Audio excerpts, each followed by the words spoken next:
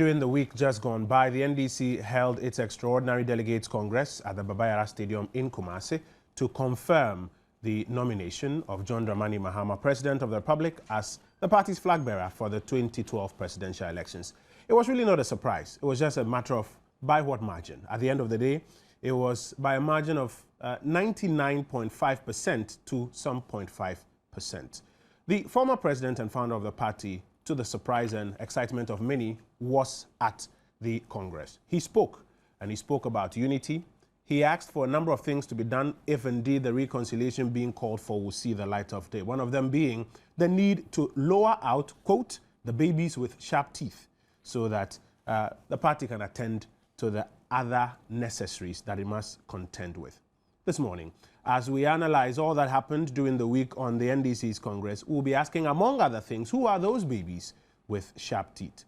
Has the NDC finally recovered from its jitters? Will Mahama's victory hinge on what transpired at the Congress? Or will it just be one of the milestones that will just be counted as the time goes on? Also in the week gone by, there were two surveys that came out. One by the NCCE that says the most important thing that Ghanaians will be considering when they are casting their ballot in December will be integrity and honesty. The CDD also came out with what they call the Afro Barometer, which says the most important things will be jobs, education, and health. Are we confused on what the electorate will be deciding on? And while you are listening and watching this morning, maybe you may want to help us understand what in your mind will be the determining factors when you cast your ballot in December. And finally, the MPP is taking on the ruling government on how it handled the Savannah Accelerated Development Authority. The MPP's flag bearer says SADA has been reduced to mere rhetoric, and now almost every single thing that happens up north is put under the umbrella of SADA. Has SADA failed, or is the MPP just making unnecessary political noise about it? We'll find out after I introduce my guest to you. As I mentioned earlier, we are on Joy News. On radio, we are on Joy 99.7 FM in Accra, and affiliates across the country. On television, we are on the Joy News channel on Multi-TV. Let me quickly introduce my guest to you. Elvis Efriankra is a Deputy Local Government Minister. Elvis, good morning and thank you for joining us. Good morning. Abdul Malik Kwekubaku Jr. is the Managing Editor of the New Crusading Guide newspaper. Chief, thank you for being with us this morning. Welcome. Nana Kumia is the Communications Director of the NPP. He will be joining us very shortly. Nana is late this morning. Also joining us, Kofi Adams works at the office of former President Rawlings. Kofi is also late as well this morning. They'll be joining us shortly, but we'll start our discussion nonetheless. And we'll start with the NDC Congress during the week in the Ashanti region. And for many, it wasn't a surprise that President John Dramani Mahama was confirmed. It was a matter of by what quantum would he win the votes, 99.5 at the end of the day. But some of the exciting things that many came across included the presence of the former president and some of the comments that he made. And at the end of the day, the questions being asked, does his presence necessarily mean that the party has finally recovered from its jitters? He also talked about some things that must be done if the reconciliation agenda is to be successful. What did you take away from that Congress, Elvis? Well, first of all, thank you for this opportunity. I haven't been here for God knows how long. And it's glad to be on Joy 99.7. Incidentally, your sister station is Love 99.5, and our president got 99.5%. So it's in good stead. We all left the Congress renewed, recharged, reinvigorated, and energized to face the forthcoming elections. Yes, there's been challenges in the party, and indeed before the Congress, many were those who were speculating that the former president would not be there. In fact, even that morning, there were still rumors going around that would not be there. And for me, the interesting thing is that he had good reason, he had a legitimate reason if he did not turn up, because he had an engagement in Ethiopia. He had to attend some meetings in Ethiopia, Somalia, and also the funeral of the late Ethiopian president. So there would have been cause for him to say, look, I have a genuine assignment, and even sent an emissary. But he, recognizing the crucial nature of that Congress, decided that he would delay his travel, and he took time off to come and be with us. And he spoke his mind. And what I also found interesting in that, at the beginning of his speech, he commended the president, John Dramani Mahama, for a certain rapid response to some issue that he said that he had laid before several officials of the government, and that is providing electricity to some villages where some murders were going on, and he was very excited about the prompt manner in which President Mahama responded. And so that was very complimentary, and that set the tone. And then subsequently, he went on to speak about issues of his concern. And then, you see, President Rawlings, if you look at President Rawlings from 79, 82, I keep on telling people that he's a crusader, okay? To understand President Rawlings, you must know who he is and what he stands for. He's a crusader. He believes in certain ideals. And so consistently, right from 79, 82, even when he was in government, go back and check his speeches on June 4, 31st December, 6th March, consistently, it's been consistent. Even when he was his own government, he keeps on talking about maintaining truth, integrity, maintaining truth. Now, the thing about crusaders and idealists is that that is what they believe. That is their persona. That is their personality. So they cannot stop talking about it. He talked about restoring integrity to the presidency. And you may agree or disagree with him, but many people believe that President Mills was a man of integrity, was a man of peace. I brought a copy of the tributes, the tribute book, and I'm just quoting. There's so many tributes all over this book. You see tributes from members of MPP, NDC, international presidents across the world. And I just quote one, Ellen Johnson Sirleaf. He said, on a personal level, his moderation and integrity stood out. All Ghanaians should now rally around each other, carry out the requirements of their constitution in terms of succession, prepare themselves for whatever their constitution calls for. When it comes to the tributes by the Speaker of Parliament, one paragraph said, the disposition of the late president, even at a cursory glance, reflected humility, peacefulness, and purposefulness. And I could go on and on. Kofi Annan said, Ghanaians must extol the late President John Evans Atta Mills because his reign transformed the country as a model of investment opportunities. Ex-President Mills cemented political stability, and while presiding over Ghana's first production of oil, he accelerated economic growth for the benefit of all in this fine West African country. So you could go on and on and on and on and on, and tributes, even from people who do not like him. That so what was your understanding of what he meant when he said there's a need to restore integrity at the presidency? That's what I'm saying, that he's a crusader from June 4th, 79, 82, and I'm sure that Malik can testify. Consistently, in every speech, he preaches that. That is his nature. If you want to be more specific, you realize that one of his challenges, his problems with then President Mills was that President Mills was not prosecuting the then MPP appointees who had left office. He was not arresting them and prosecuting them. President Mills' answer was that he wanted the institutions to work. And indeed, there's evidence to show that where there was enough grounds to prosecute, Honorable Osei J's case was in court. There were several other cases that were in court. President Mills believed that we must allow the institutions to work in their own way. And he kept on saying that the wheels of justice, even though they grind slowly, they would eventually lead to their ultimate destination. So it has more to do with approach and strategy. You know, I keep on saying that the ex-president is a military man. He's a man who is very passionate about issues of justice and integrity. And he felt that, you know, we were not really very vigorous in pursuing those things. But again, it's a question of style and attitude. The difficulty is that if you have somebody who is a professor of law, you know, it is very, very, very difficult for the person. There are many times that you engage the president and you raise issues, and then he will ask you, can this stand the test of law? You may have your suspicions, you may have maybe some anecdotal evidence somebody has engaged in wrongdoing, but the point is that when you take the matter to court, can it go through the test of prosecutorial evidence and lead to conviction? So that became a restraint on him.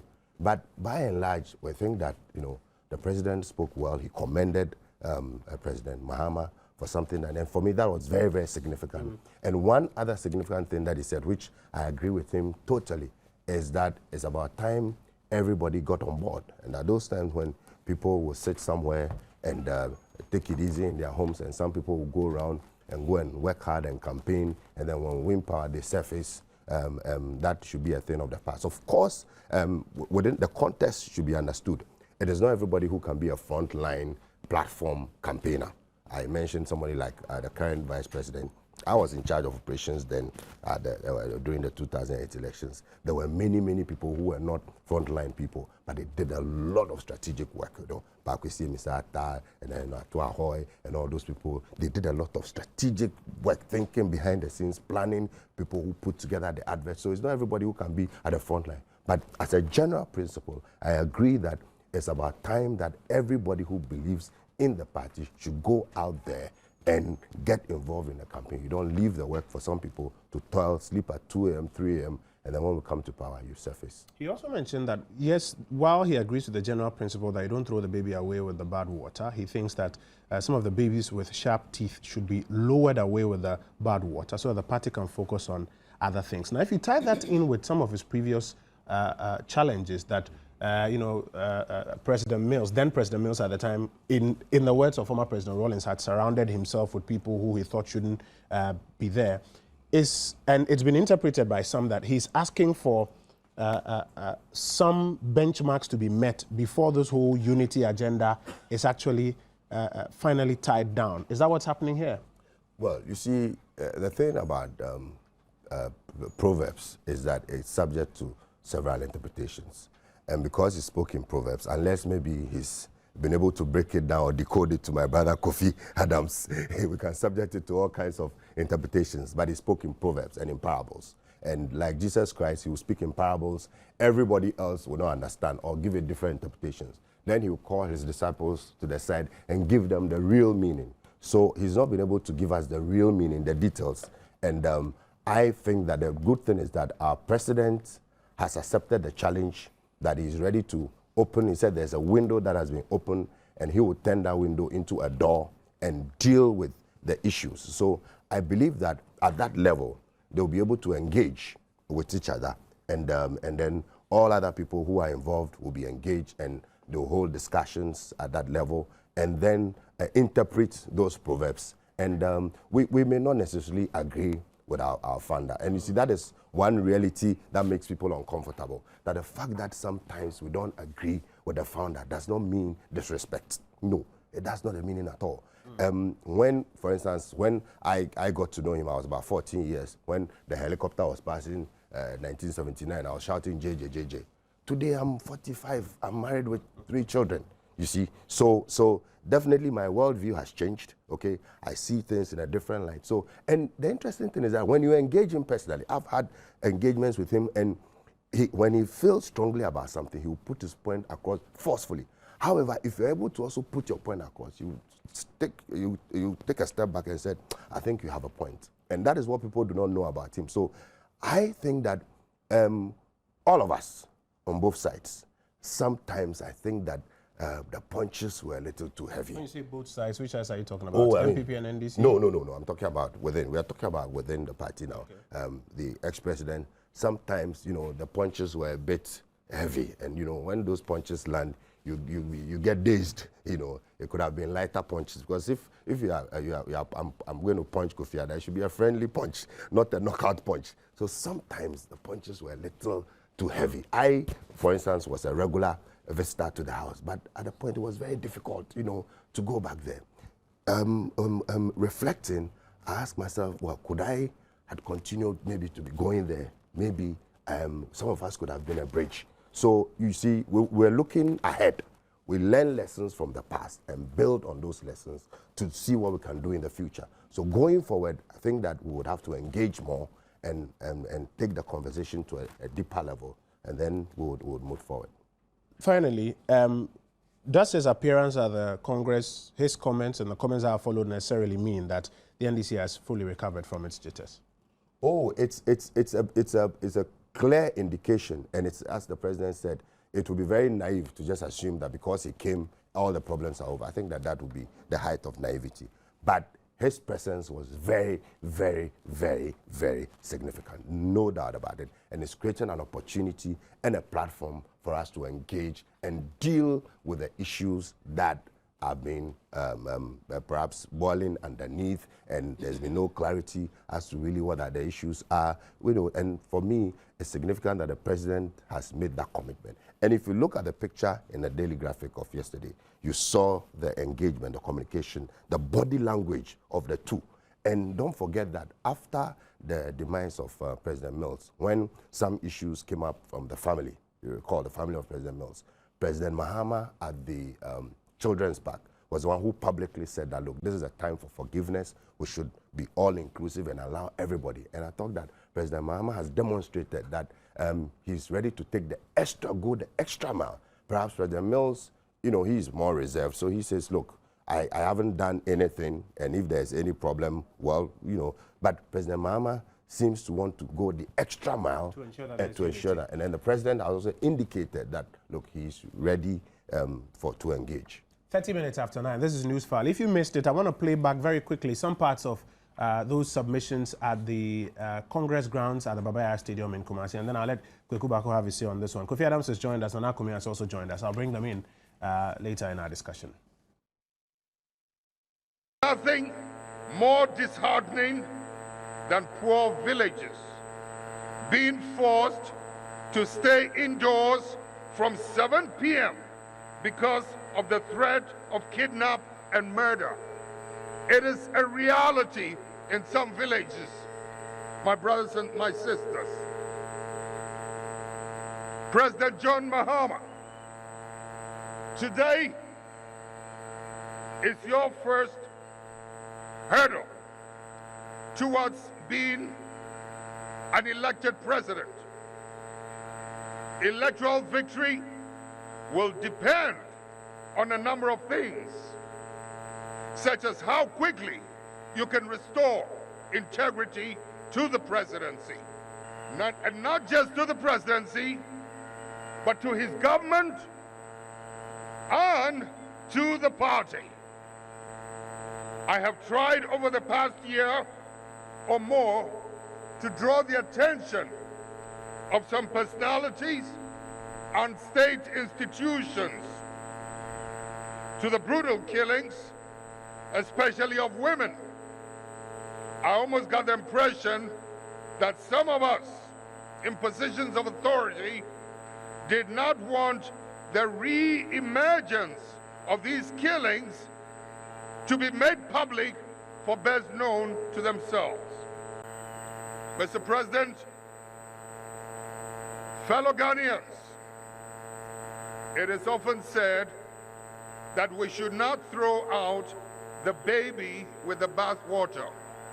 But then, what do we do when some of the children, the babies in the tub, don't look like babies? They are children, babies with hard teeth. What will I see? Some of those babies, Asinu, they can bite hard. Asinu and their mouths, they can spew some very horrible invectives. You ask yourselves,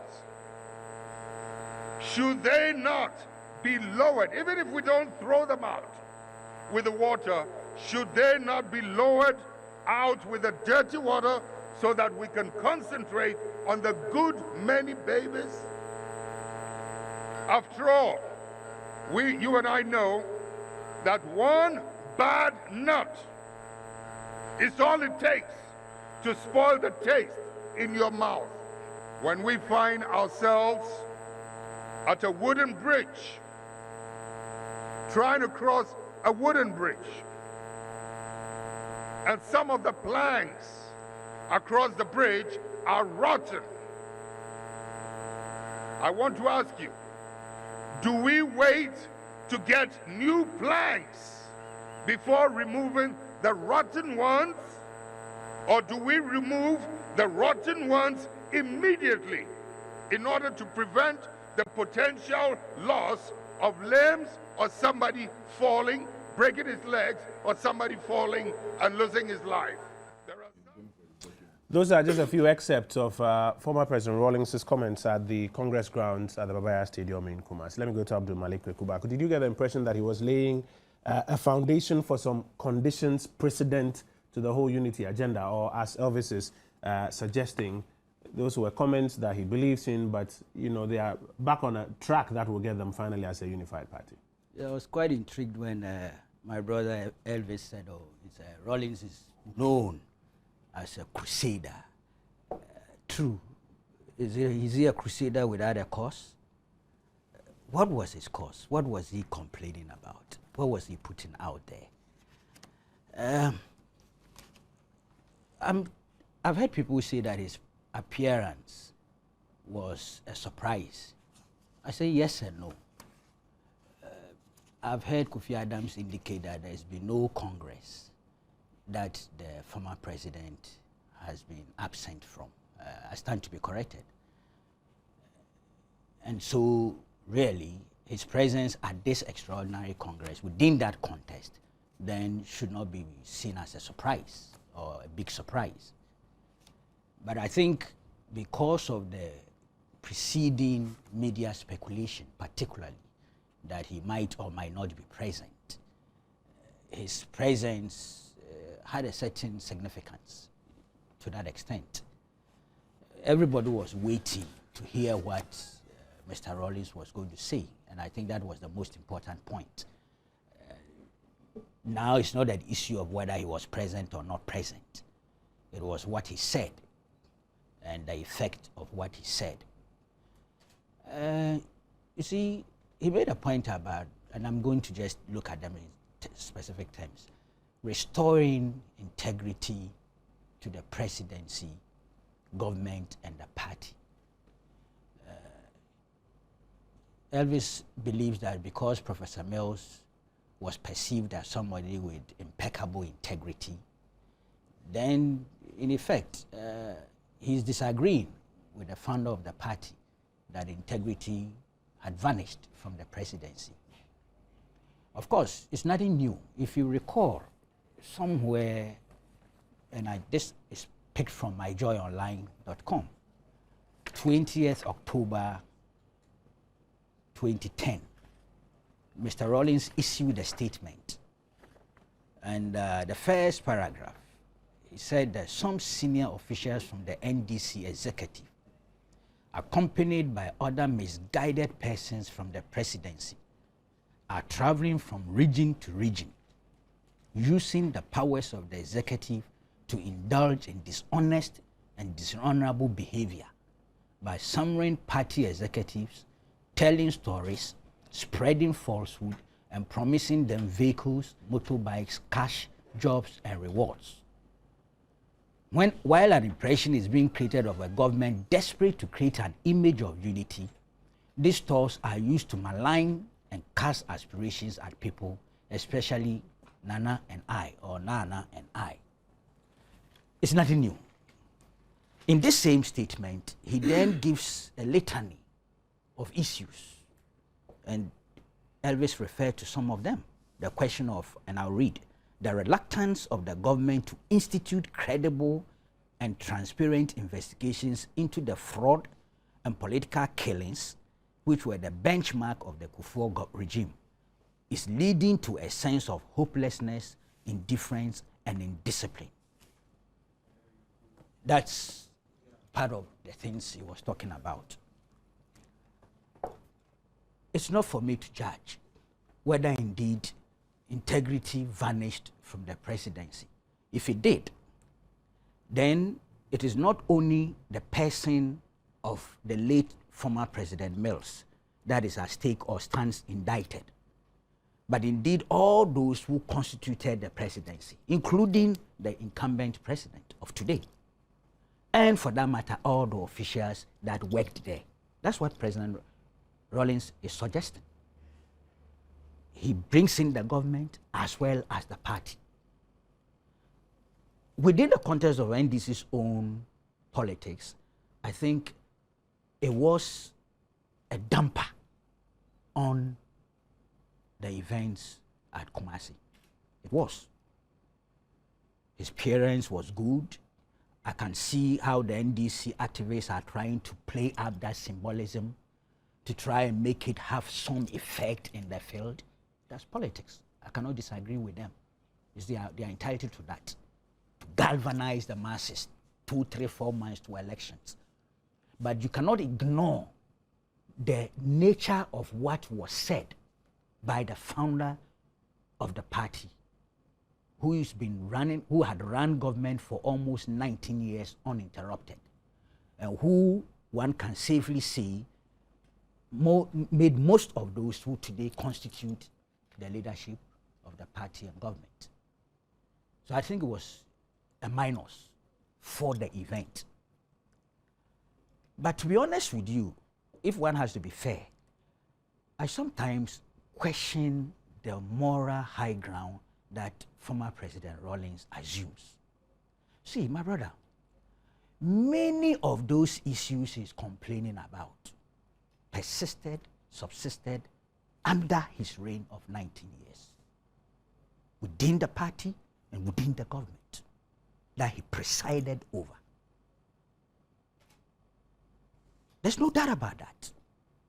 In many instances, a lot of human rights violations took place that went uninvestigated and unpunished. Public accounts were messed up for almost a decade between 1982 to 1989. There was no auditing of public accounts. See, if you go for the Hansard, 1st December 1993, the first time Parliament said to look at audited accounts is captured here. For a decade under the regime that presided over probity and accountability. Companies that were divested without transparency and accountability. Killings of different sorts, whether under constitutional or unconstitutional reigns, did happen, went uninvestigated and unpunished. So there are times that I feel uncomfortable when he mounts the moral high ground and pontificates in that direction. I get a problem with that. Because I ask myself, what is it that he can show to convince us that indeed he is a saint, so that he has the moral authority to judge others? It's a problem. And I'm not about for a moment to ignore that particular phenomenon. It worries me as a citizen of this country who has been around for a very long time, who has seen how different people have been at the receiving end of his own dispensation of a certain kind of justice. And you see, it's well clear. There have been investigations. There have been people who have been put on trial. I've heard him say that, or what I'm saying is that the investigations were not qualitative, they were not competently done. Which ones? Take the typical one of the Yana case, which was one of his main flashpoints. He said he had evidence, video evidence, which he never produced. Now, if you had evidence and the opportunity is created and you do not offer the evidence, you cannot turn around and complain about the quality of investigations. We should not allow that. We ought to put people to strict proof when it comes to those things.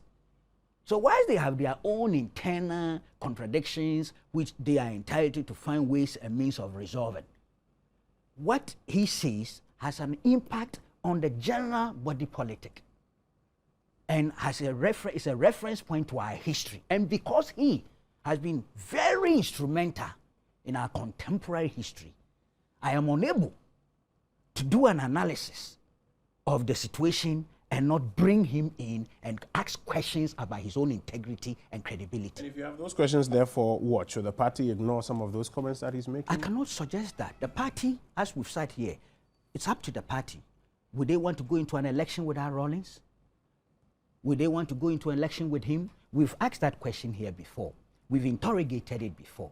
And some of us said that empirically, there's no evidence that with or without him, this will be the outcome. Because he's been with them, they won, he's been with them, they lost. Either way. So I was unable to make a definitive statement as to what the outcome will be. I'll be honest with you, and I said it here, and I'll repeat. I think it was his failure or chronic inability to readjust post-presidency. That is one of the critical issues that informs the present state of the NDC. I'm not saying he's solely responsible. To be fair, there are others he's referred to. Some of the names I know. I'm not sure if our two NDC friends here will be courageous enough to mention their names. But my understanding of him talking of babies is not talking of age group alone. He has a group of persons in the NDC, some of whom he worked with, who were very close with him. The Ahoy brothers, Kojo Chikata, P.V. Obing, Totobi Kwachi, my own brother. If you reference to the US and the hospital linkage, he was talking of Totobi. Of course, I'm entitled to make an interpretation of the situation. Oh, but that's exactly what I'm doing. I've been given the subject matter to interrogate. You see, it's part of the problem I have with Rawlings, Mr. Rawlings, that if he says something, then we are invited to come and sit here and try and put meanings into it. Even people who are his spokespersons will not have the courage to tell you that this is what the man meant. And so here we are interrogating empty air. Is that what we are supposed to be doing Maybe here? Kofi will tell us when he has an opportunity. I am telling you, those are the people he was referring to. And then some of the new generation ministers and deputy ministers and party presidential aides and things who have lambasted him of late. Leland Van der Poel, Felix Owusu Kwachi. I'm not sure. I haven't heard Elvis attack him. I'm not sure. I may be wrong, but I haven't heard it. But the others I've heard, I've sat on programs with them where some of Rawlings' statements had irritated them. So they also flew at him. And so you thought these were the persons he was referring to? Definitely. You must humanize the things he said. If he was talking of ghosts, then we don't have a problem. But he's talking about babies with sharp teeth. But did you get that to mean that before he joins the campaign, before, you know, the supposed unity that is being talked about, he's asking for this as a must, that these persons must be lowered away with the bad water before he joins? Or it was just one of those comments in passing? I'm not sure categorically he stated so, but it was so implied. He said, look, to ensure electoral victory, you have to restore integrity to the presidency. I'm not sure what can be done within 2.5 months, 3 months to restore that integrity he was talking about. Integrity, in his case, undefined. And we are hoping Kofi Adams will help us today by bringing meat to bear and to put meat on the bones so that we'll have something concrete to discuss. Otherwise, my speculative analysis ought to stand. Yes, ought to stand. Otherwise, it's unfair to us and the public that somebody comes, speaks publicly, makes allegations, makes accusations, makes statements, serious statements, and all of us are invited to interrogate it in a blind zone. It's not fair. I understand that. A quick question, and then I'll come to Kofi. So first, you question the moral high ground on which he raises some of these issues. And then, you know, you are also not very clear in your mind, but you seem to think that he's asking for these things as a conditioned precedent. But if indeed there's not much of a ground to stand on to make some of these claims, and then he's asking for these as a conditioned precedent, nobody is fooled that just his presence means that he'll be part of a campaign. What does it then mean moving forward? Because then these things don't sound like things that will happen. It's more of the party. There's no doubt that the party has a certain element of disunity. The president conceded. He said the party, there's a state of disunity. For him, the cheers and things, unlike Sunyani, the cheers and things that Mr. Rawlings received indicated that the rank and file were not happy with the state of disunity. Those are the president's words. So there's a fact, there's disunity. I am suggesting that Mr. Rawlings is part and parcel of the problem. Understood. That's the point I was making. Understood. So if they have to resolve their internal problems, it's up to them. I cannot prescribe solutions for them. I only do not believe that 3 months is a sufficient time for the president to restore integrity to the presidency, if assuming without admitting integrity vanished. That's the point I am making. It's insufficient. I understand. So if he set those conditions, in a way, he is suggesting that it is almost like a mission impossible in terms of restoring the integrity and also purging the party with the babies with sharp or hard teeth. Who are those babies? And I'm saying that he didn't mean only the age group. You Those explain the various names I've classifications. mentioned. How is John Mahama, President Mahama, going to be able to neutralize all? How realistic is that proposition from now to December? And even if that happens, how effective would it be? Kofi, was he giving the president a mission impossible to fulfill? Well, thank you and good morning to your listeners and viewers.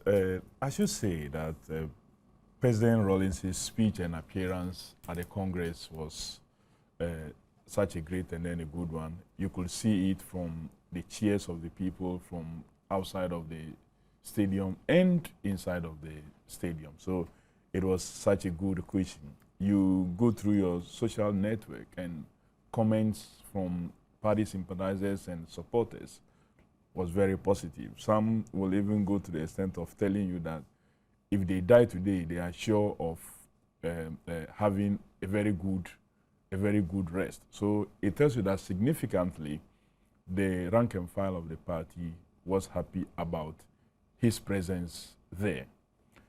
His speech, as we sat there and listened, you hear comments from within the officials at the high table and even far away among the delegates, where some of them will applaud or ask you to repeat some of the issues that he was bringing up. So it tells you there are issues of concern to them, i.e., His Excellency the President himself, John Dramani Mahama, when he assumed the reign of the presidency, was concerned about communication.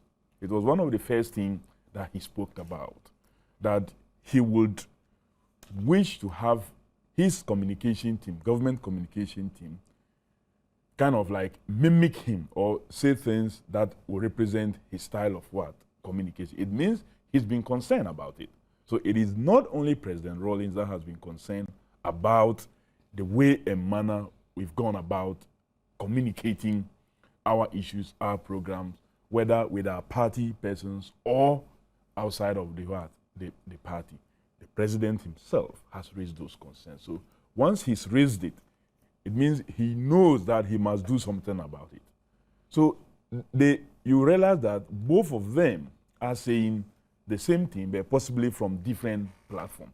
If it was mission impossible, as Kweku wanted us to believe, the president himself would have not taxed himself to seeing to it that his communication is kind of streamlined in such a way that you will not be having on the same issue. You have one government person on one platform saying A, another person on another platform saying B, another person, and people who don't even have information about anything trying to hazard a guess when they are in very serious official position. And I gave example the last time I appeared on one radio station during the funeral of our late president, where a message from the late president was signed as part of what? The tributes. You get different persons giving high-level persons, both in government and party, giving various meanings. Instead of just saying that, look, I wasn't part and parcel of the committee that did that, and therefore we'll wait for the official source to put it out. They forced to say things that they know not about. We can pardon Kweku Baku and then the rest who may not be part if they try to hazard a guess and say what they think it should be. So what was it? What was it? Help us understand. What was it? I'll be coming to that point. He talks about the issue of lowering some babies with, if you cannot throw them out, because the saying has always been, you don't throw them out. So he admits that we cannot and must not throw them out. But we can lower them to get them to do other things. It's not all that can be lowered, but some can also be lowered to engage in other activities, such as there's a lot goes into campaigning.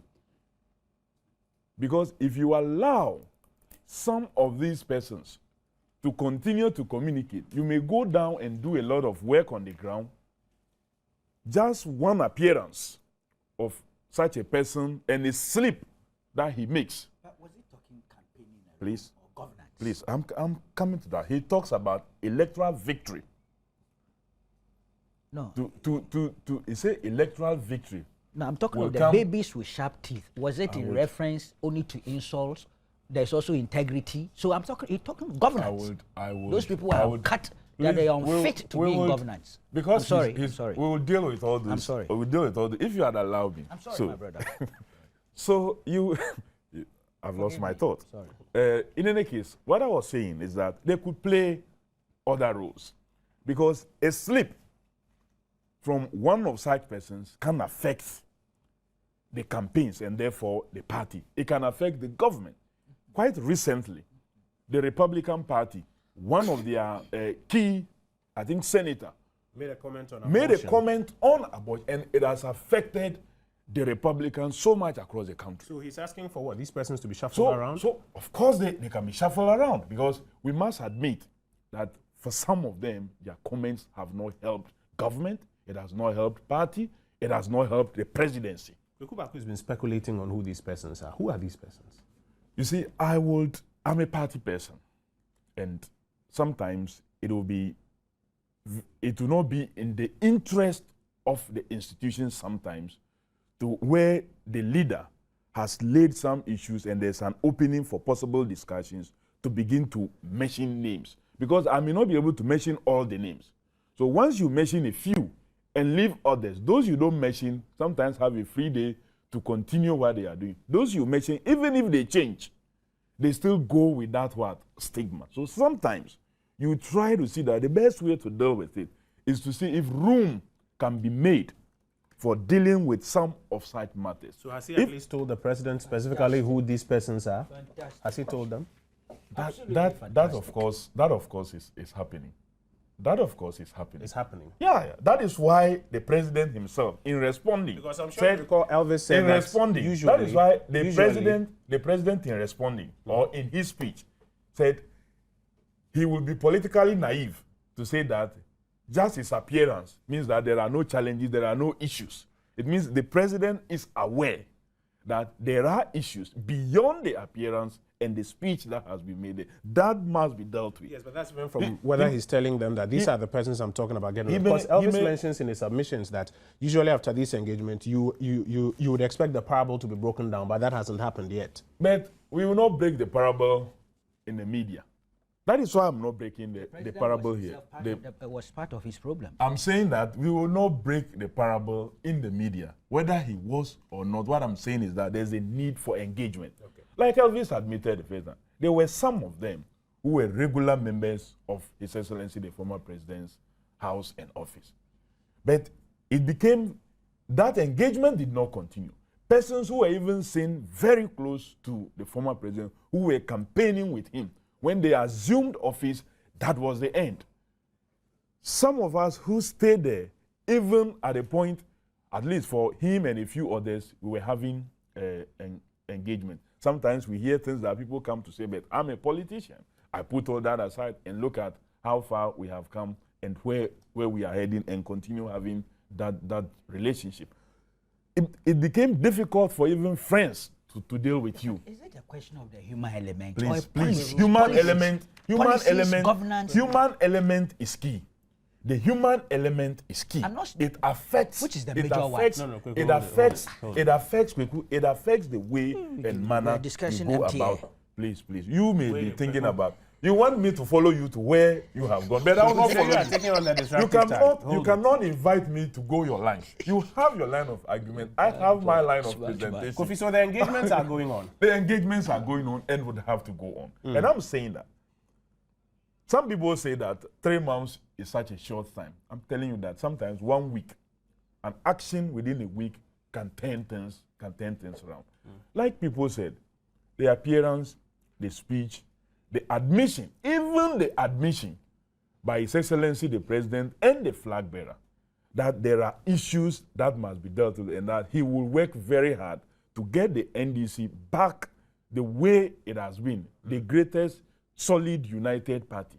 It's an admission that, look, let's give room to see whether it's not possible. Okay. After the function, let me just say something little that happened. After the function, when we left the grounds to the hotel just to take a short rest before departing, some colleague friends who are some ministers, some CEOs and the rest, who are in the past will not find time to come around, came around to our room, engaged His Excellency the President in some chat, and he faced off with some of them about As in the things, former president. As in the former president.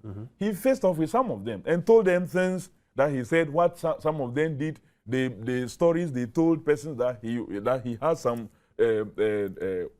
watch, that very expensive watch that he has never even worn before. They told all these to persons. So it means it's opening. Okay. It's opening the way. But I need to understand this from you. I need to understand this from you. I need to understand this from you. I need to understand this from you.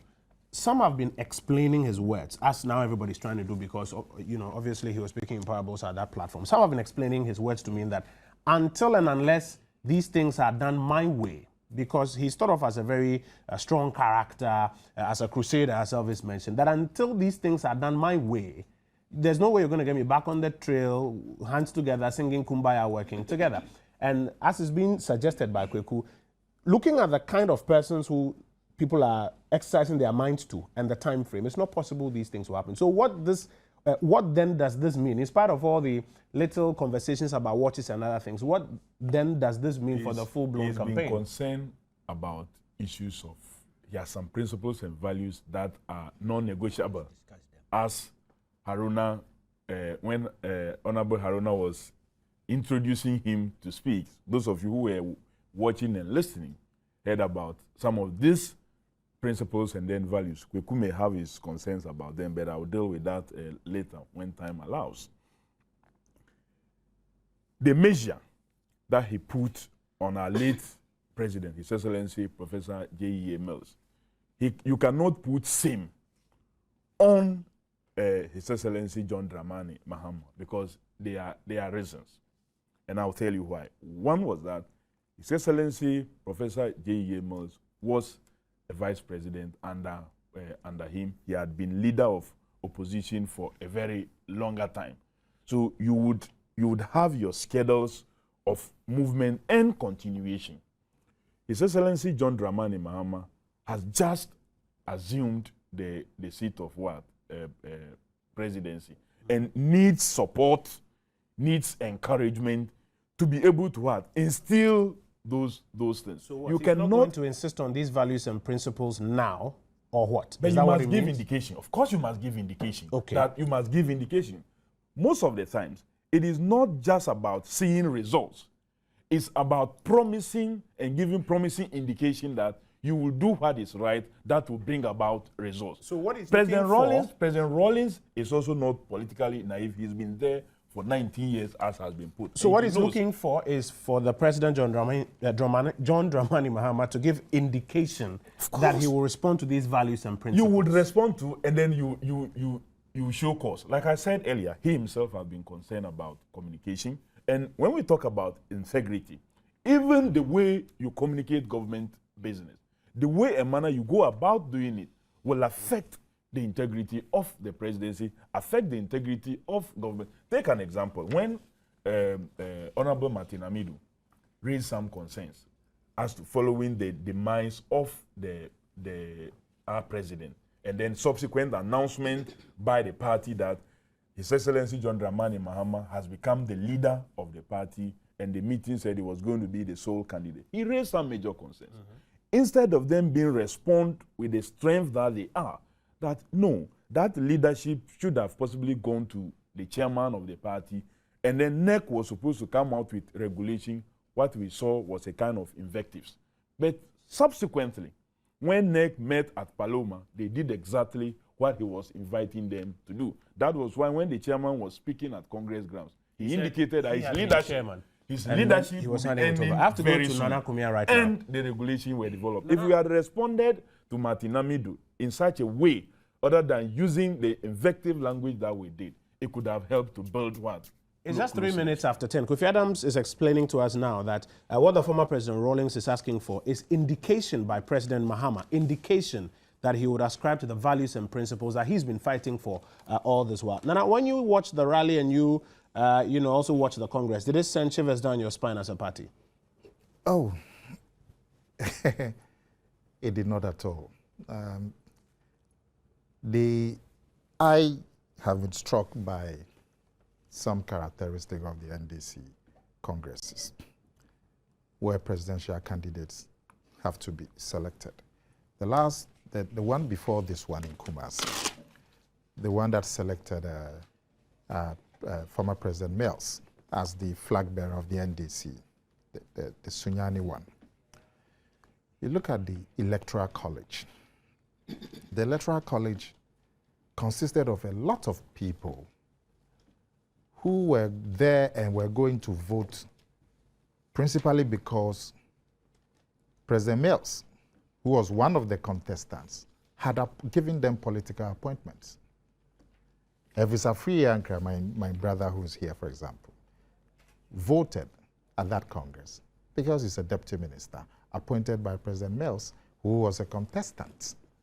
So you have all this class of ministers, more than 80 of them, going to vote for, because they've been appointed. All these district chief executives and all of these constituency executives with political appointments, NADMO coordinator, NYP coordinator, health insurance coordinator, all of them having some appointment, going to vote in an election where the person who gave them the appointment was a contestant. I found that very odd.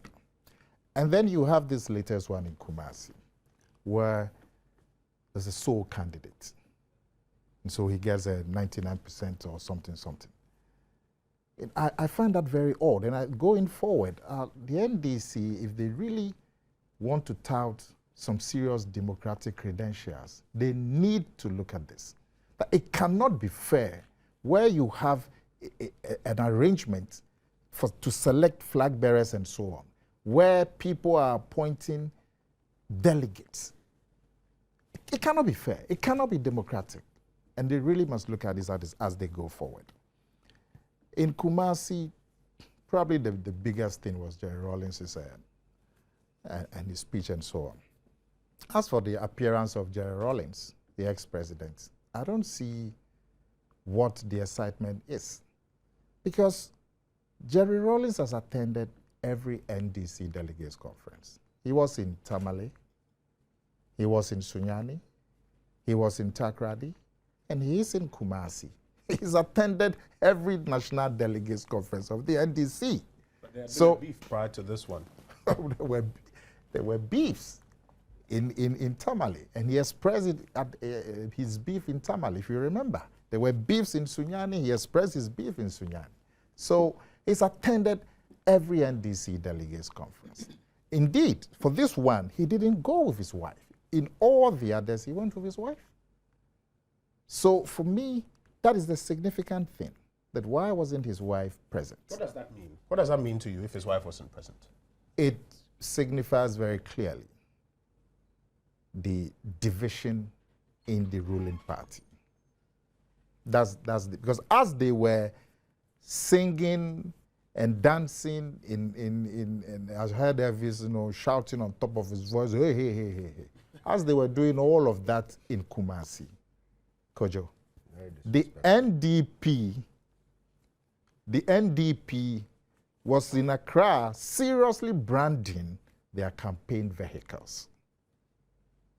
And it is rumored that the main power behind the NDP is, of course, they are the chairman of the NDP have all been executive members of the NDC and so on. But it's rumored that the main power is Kunedu Ajiman Rawlings. We don't know that yet. But as they were doing all of the chanting in Kumasi, the NDP was busily branding its vehicles in Accra. So there's clear division. Jerry Rawlings' speech didn't mince words about the division at all. But Kumasi was just the latest. Before Kumasi, Jerry Rawlings had made clear his dissatisfaction and disapproval of his own party, the party that he's supposed to be the founder. He has called them at various times. He's called them greedy bastards.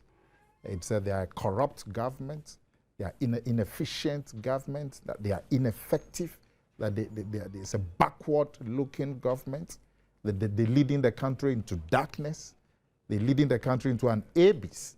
An abyss is a bottomless hole where there will be gnashing of teeth. This is the descriptions given to the NDC by their own party. In fact, even when President John Mahama became president, and Jerry Rawlings, the founder, was asked for an endorsement, he wouldn't endorse. They asked him, "Oh, you've his interview with the BBC." Absolutely, he said you appointed the man deputy minister and minister, so you must have confidence. He said, I hope so. I can't tell. But in spite of all of these, Nana, he's talking about the fact that now everybody needs to get on board. People don't need to sit out there and sit in hospitals. Get on board and let's get onto the campaign. Doesn't that then signify that after all is said and done, they are getting their act together? Oh, I mean, calling on everybody to get involved is just a normal call. I would call on every NPP supporter to get involved as we go into the campaign. So that is just normal. But he said, Kojo, that if President Mahama and the NDC, if they want to win the elections, they have to restore integrity and they have to sack some people. Mind you, the man had already said about his own party that they have lost the elections. That's what he himself has said about his own party. He's saying in Kumasi that if they want to win, as far as he is concerned, they have to restore integrity at the presidency, at the government, and at the party level. And then they must also sack some people. So these are conditions that really, I heard you speaking to Kofi Adams. What does it mean? What does it mean by restoring integrity? All of us understand integrity. That if you say somebody hasn't got integrity, you're saying that that person or that organization is corrupt and that organization is not worth of any consideration. Those are the meanings that we can ascribe to integrity. He has said that they must restore integrity. Now, if in 3.5 years, according to Rawlings, there's been no integrity in government and in the party and in the presidency, I don't know what he expects John Mahama to do in 2.5 months to restore that integrity so they can win the elections.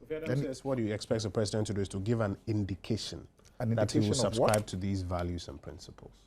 Of what? John Mahama has said that he will ascribe to anything that would restore acceptance of the NDC. So if it's just indication, does he have to make a promise, or does he have to take some actions? But that's what Jerry Rawlings has said. So it's difficult to understand what Jerry Rawlings expects the government to do to restore integrity. But for us, it is important that the founder of the NDC himself is saying that the government of the NDC today has no integrity at the presidency level, at the government level, and at the party level. And all Ghanaians will take up and take notice. Because if this is the founder, and if this is his verdict on his own party, then the rest of us will certainly have to take note. It is good that John Mahama recognized, despite all the euphoria and all of that it is a long way yet from achieving unity as far as the party and its founder and his supporters are concerned. It was a very good admission the president made. And you could see that the NDC itself is deeply worried about the division between it and the founder. Anytime the founder's name was mentioned, there was loud euphoria. And the President Mahama, in his speech, devoted about half of his speech just to eulogize President Rawlings and talk about the significance and his happiness that President Rawlings was at the Congress. So that showed you the deep fear inside the NDC about the division between it and the founder and the founder's supporters. I was amused when John Mahama sought to give a new slogan. He said that when you say NDC, say it a big keke, and he almost he fell down trying to twist his mouth. But you see, it has been quickly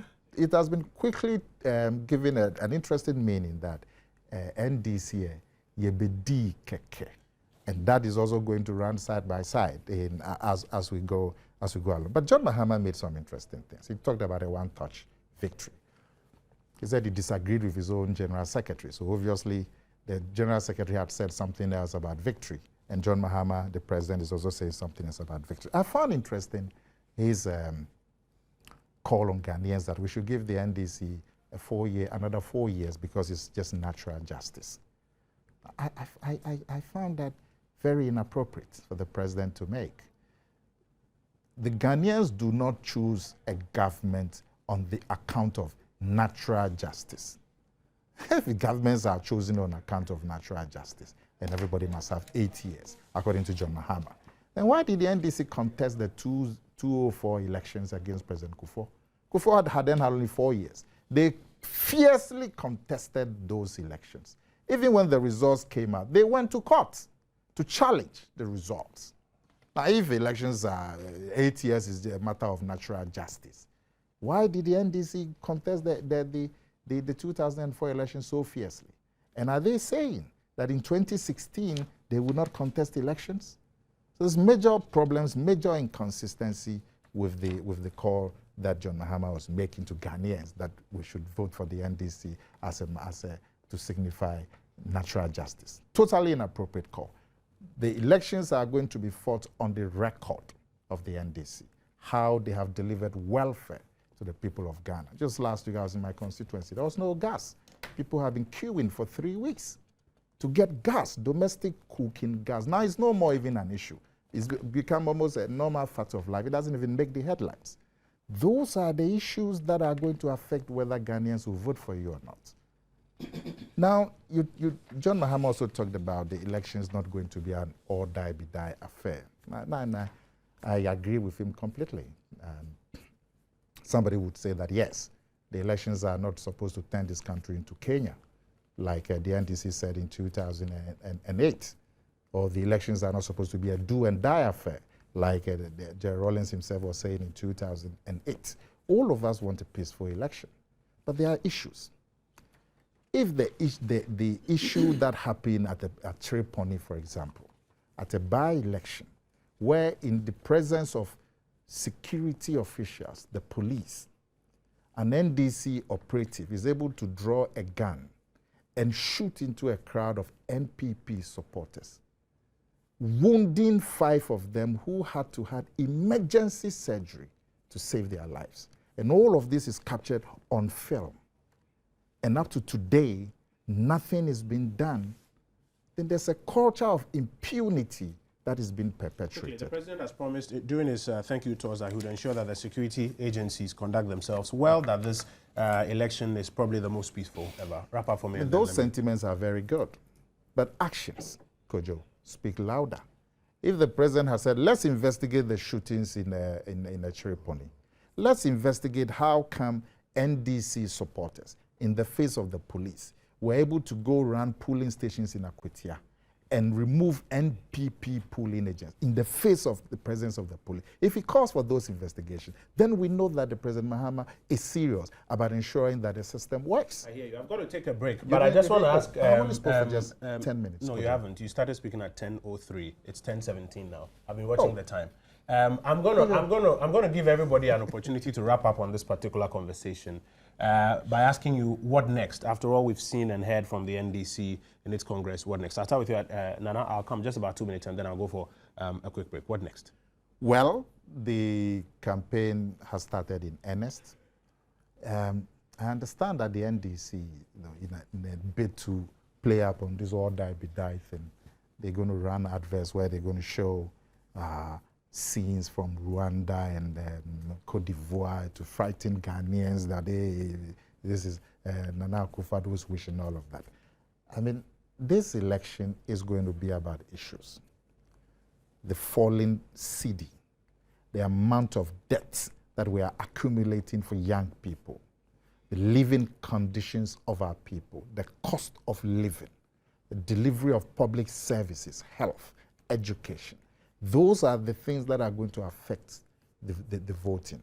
So the NDC, if they have all of these underground things that they want to do, like the last time they were showing snakes as part of the adverts depicting the NPP, they should stop it because the NPP can respond, and we don't want that kind of scenarios as we go towards the elections. Elvis.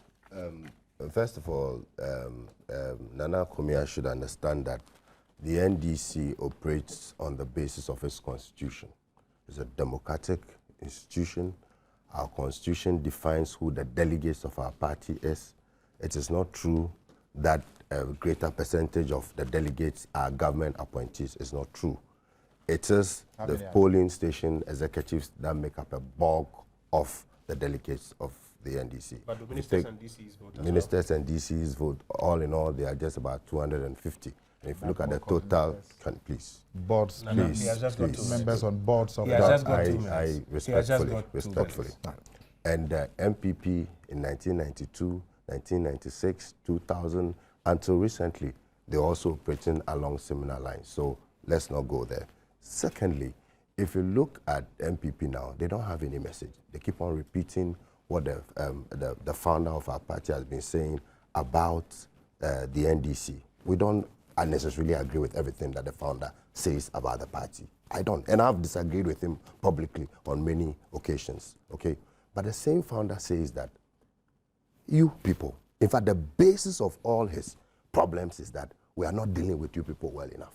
And he calls you serious names. He says you are thieves, you are murderers, you are criminals. You know, he said all those things about you. So if you're going to base your judgment on what the founder says, then between what he says about us and what he says about you, which one is more serious? So let's be more focused. And the founder has never insisted that somebody should be sacked before he will join the campaign. That's not what he said. So you are giving a wrong interpretation. So he's just bringing up issues. For me, I think that we're looking ahead.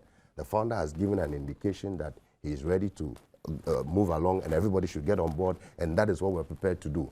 Going forward, the NDC, the reason why we're calling for a second term is that we've laid the foundation, okay? We came and met inflation a double digit. Today, inflation is at 9.5%, okay? We came to meet a budget deficit of 14.5%. Today, and the fiscal deficit is 22.4%. Today, it's come down very low, okay?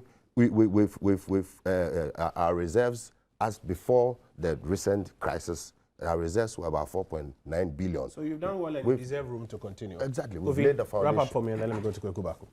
Yeah.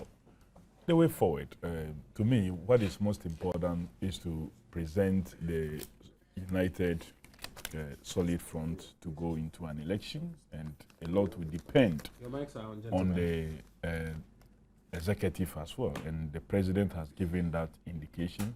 Now he's gotten the endorsement of the delegates, so he assumes the leadership of the party and must, as a matter of agency, start meeting and identification of persons.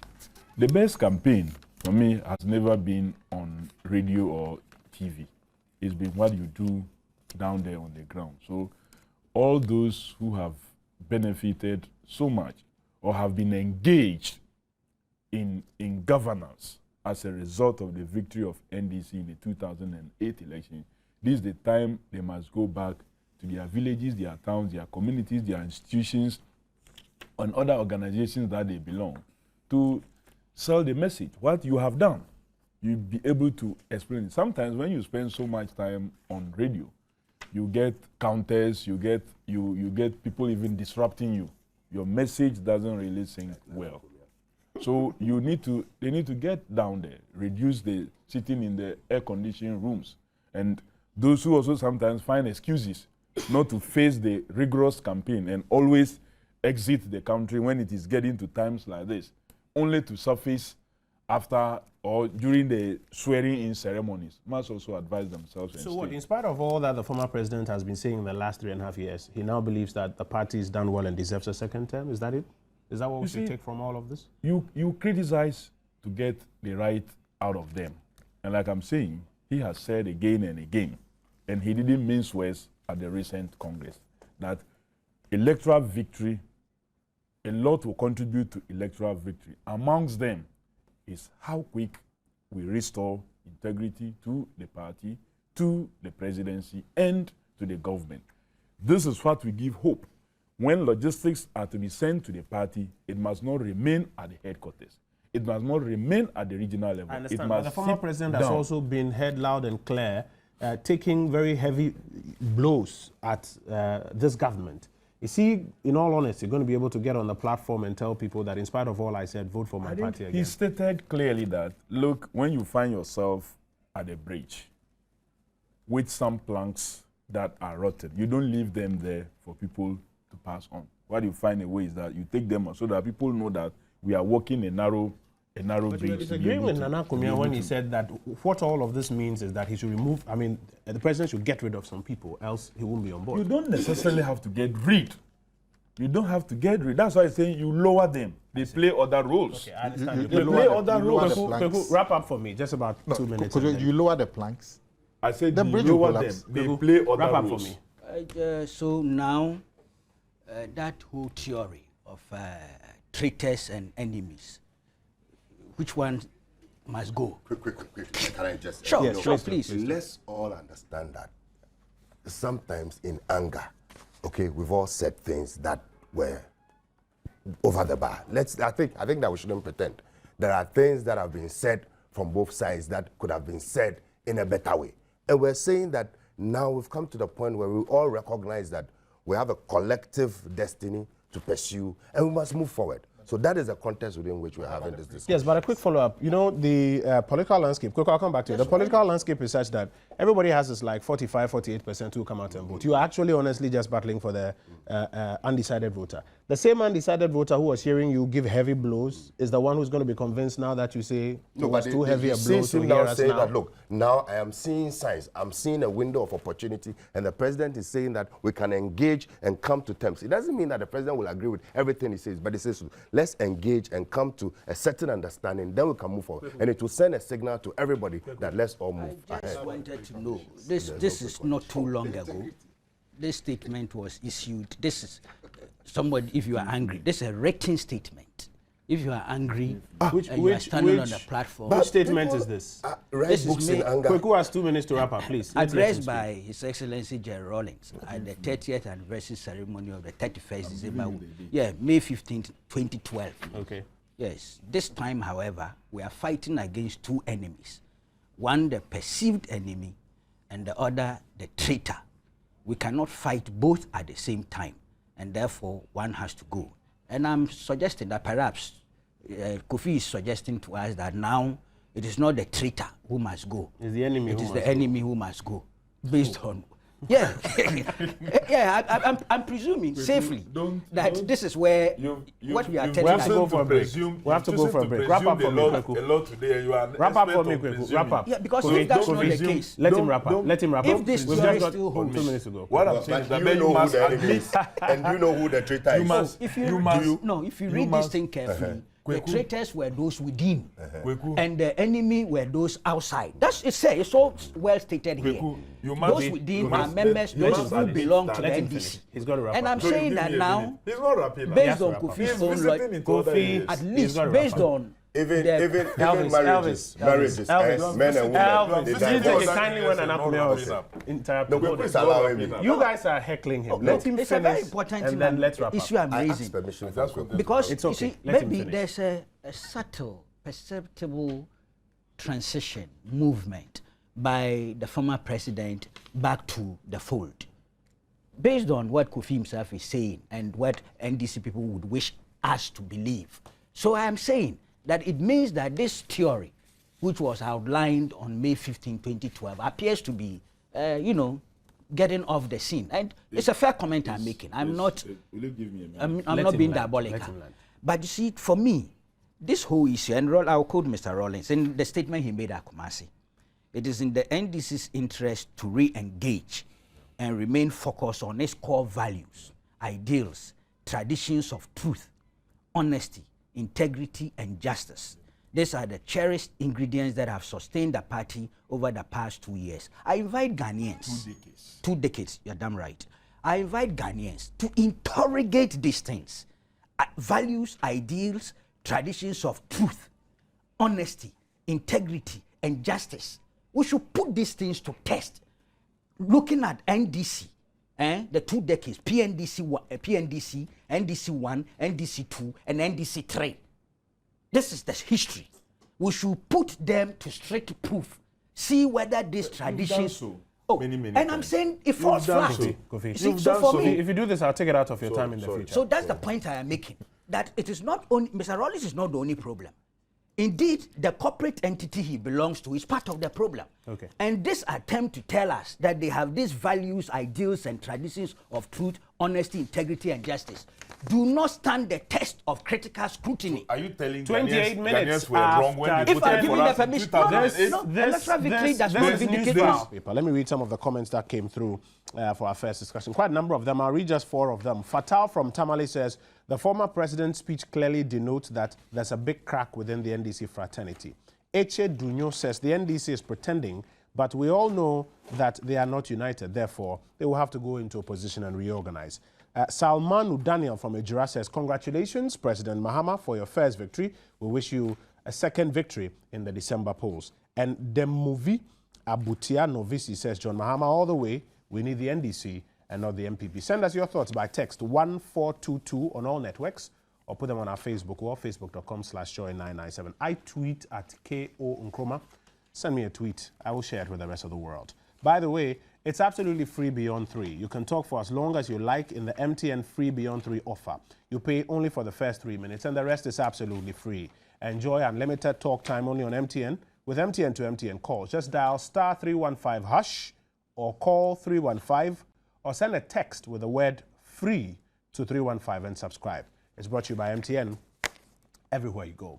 And you should brace yourself for supersonic browsing experiences with the new Facebook app for every phone from MTN. Yes, Facebook is now accessible on your data-enabled phone. Even if your phone doesn't have a fancy keypad, you can still browse Facebook. It's as easy as MTN. Just download the application for free at mtnplay.com.gh/FB. Don't be left out. Check out the photos, update your status, and be in touch everywhere you go. We want to move on to discuss 2 surveys on the road to election 2012 that showed up this week. First is the CDD's Afro Barometer survey. The survey compiles the perspectives or the opinions on what they call socio-economic matters across Africa, not just in Ghana.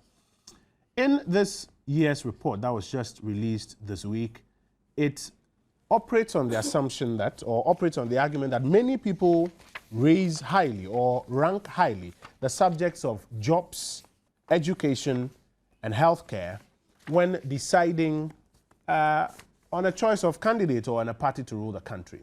And if you look at those parameters, the report has some interesting views on what Ghanaians think.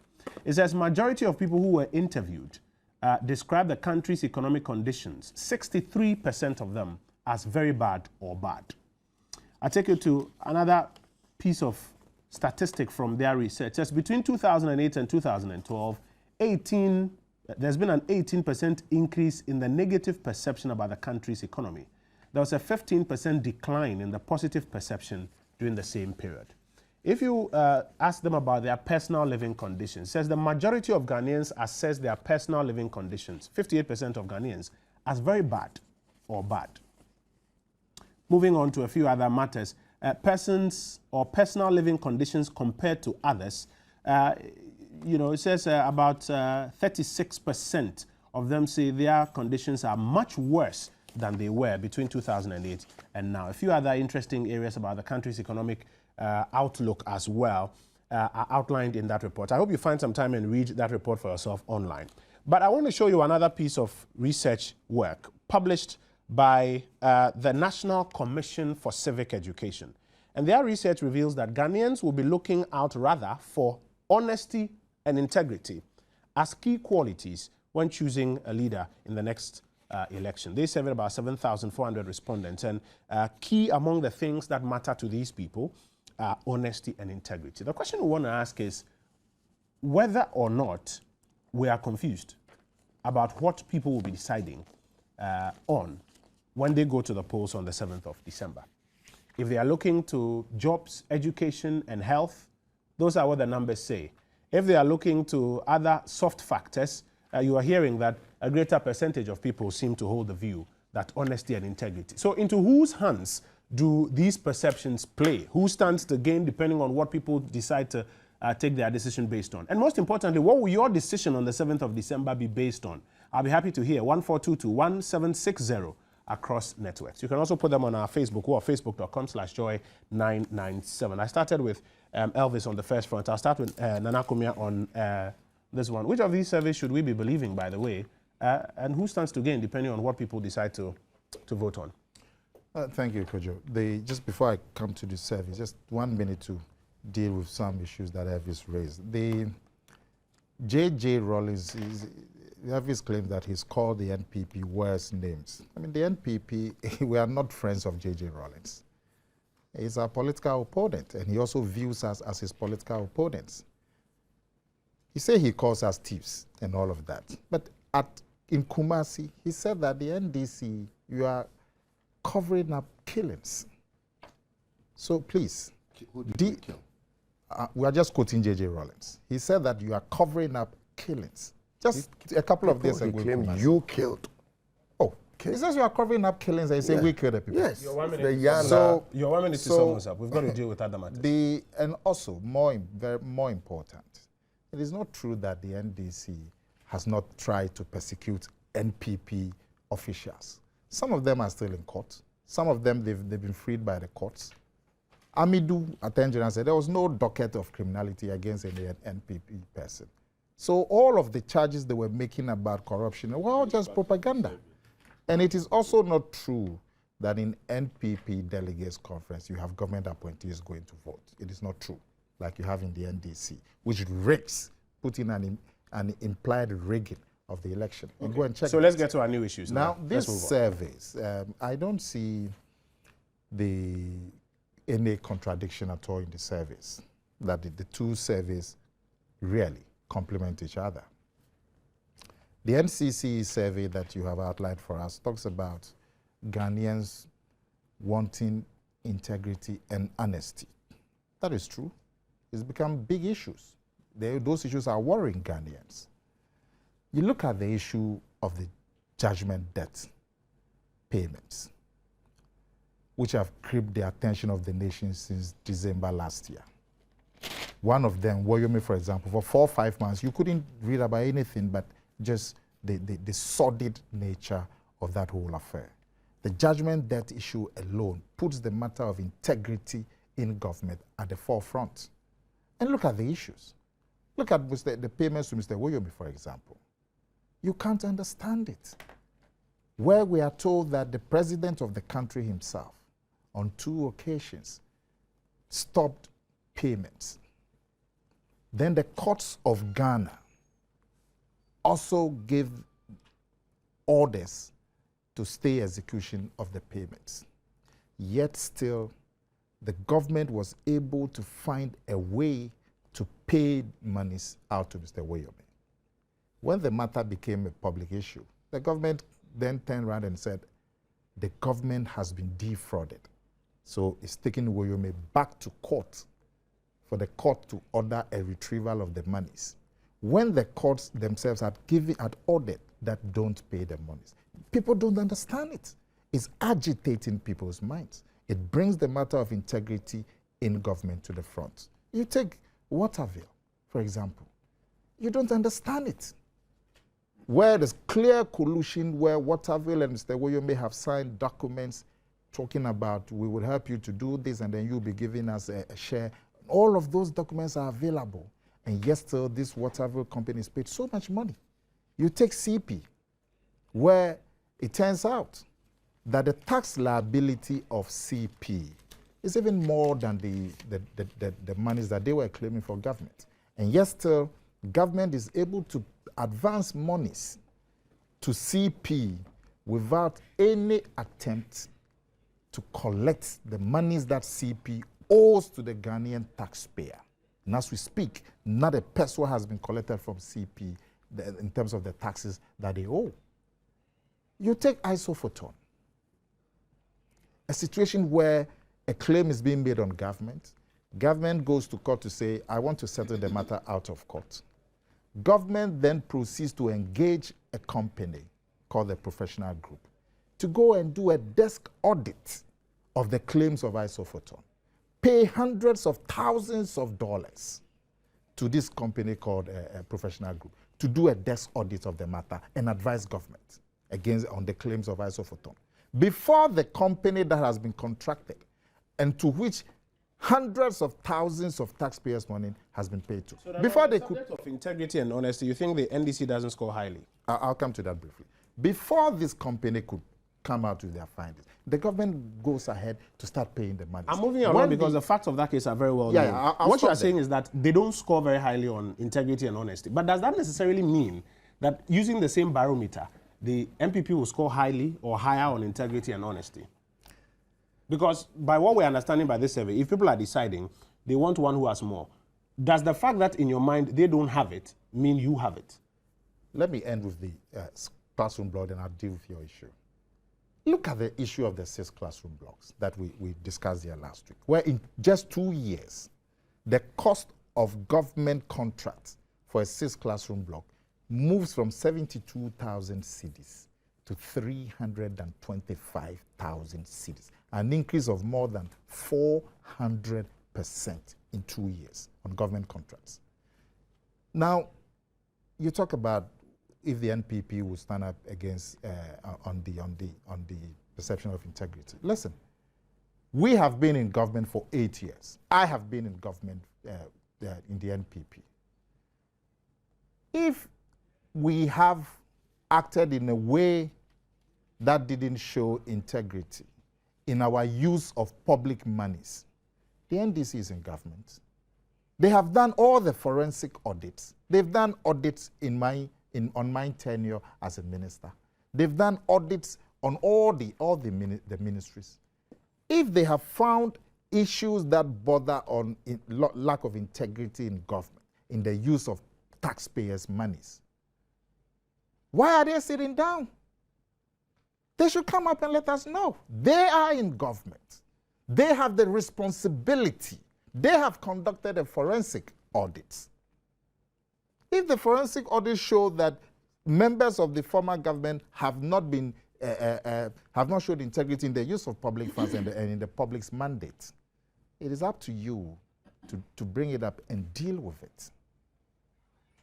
What is happening now has brought the matter of integrity in government to the fore.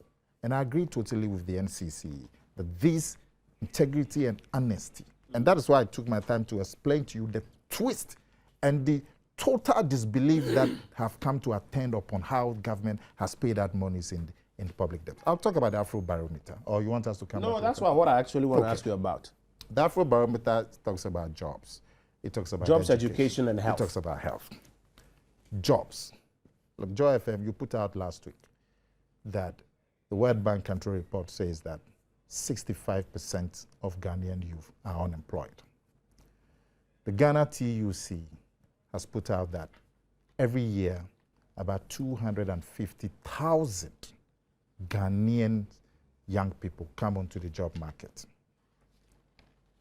Kojo, it is frightening that as we speak, the government of the NDC has no policy on employment.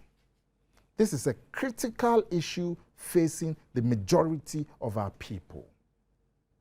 When you don't have work to do, your human rights, your whole self-worth as a human being, when you're an adult of 23, 24, finish university, and you still have to go to your mother for transport so you can take trotro to town to visit your friend, it's dehumanizing. This is the biggest problem facing young people between the ages of 18 and 35.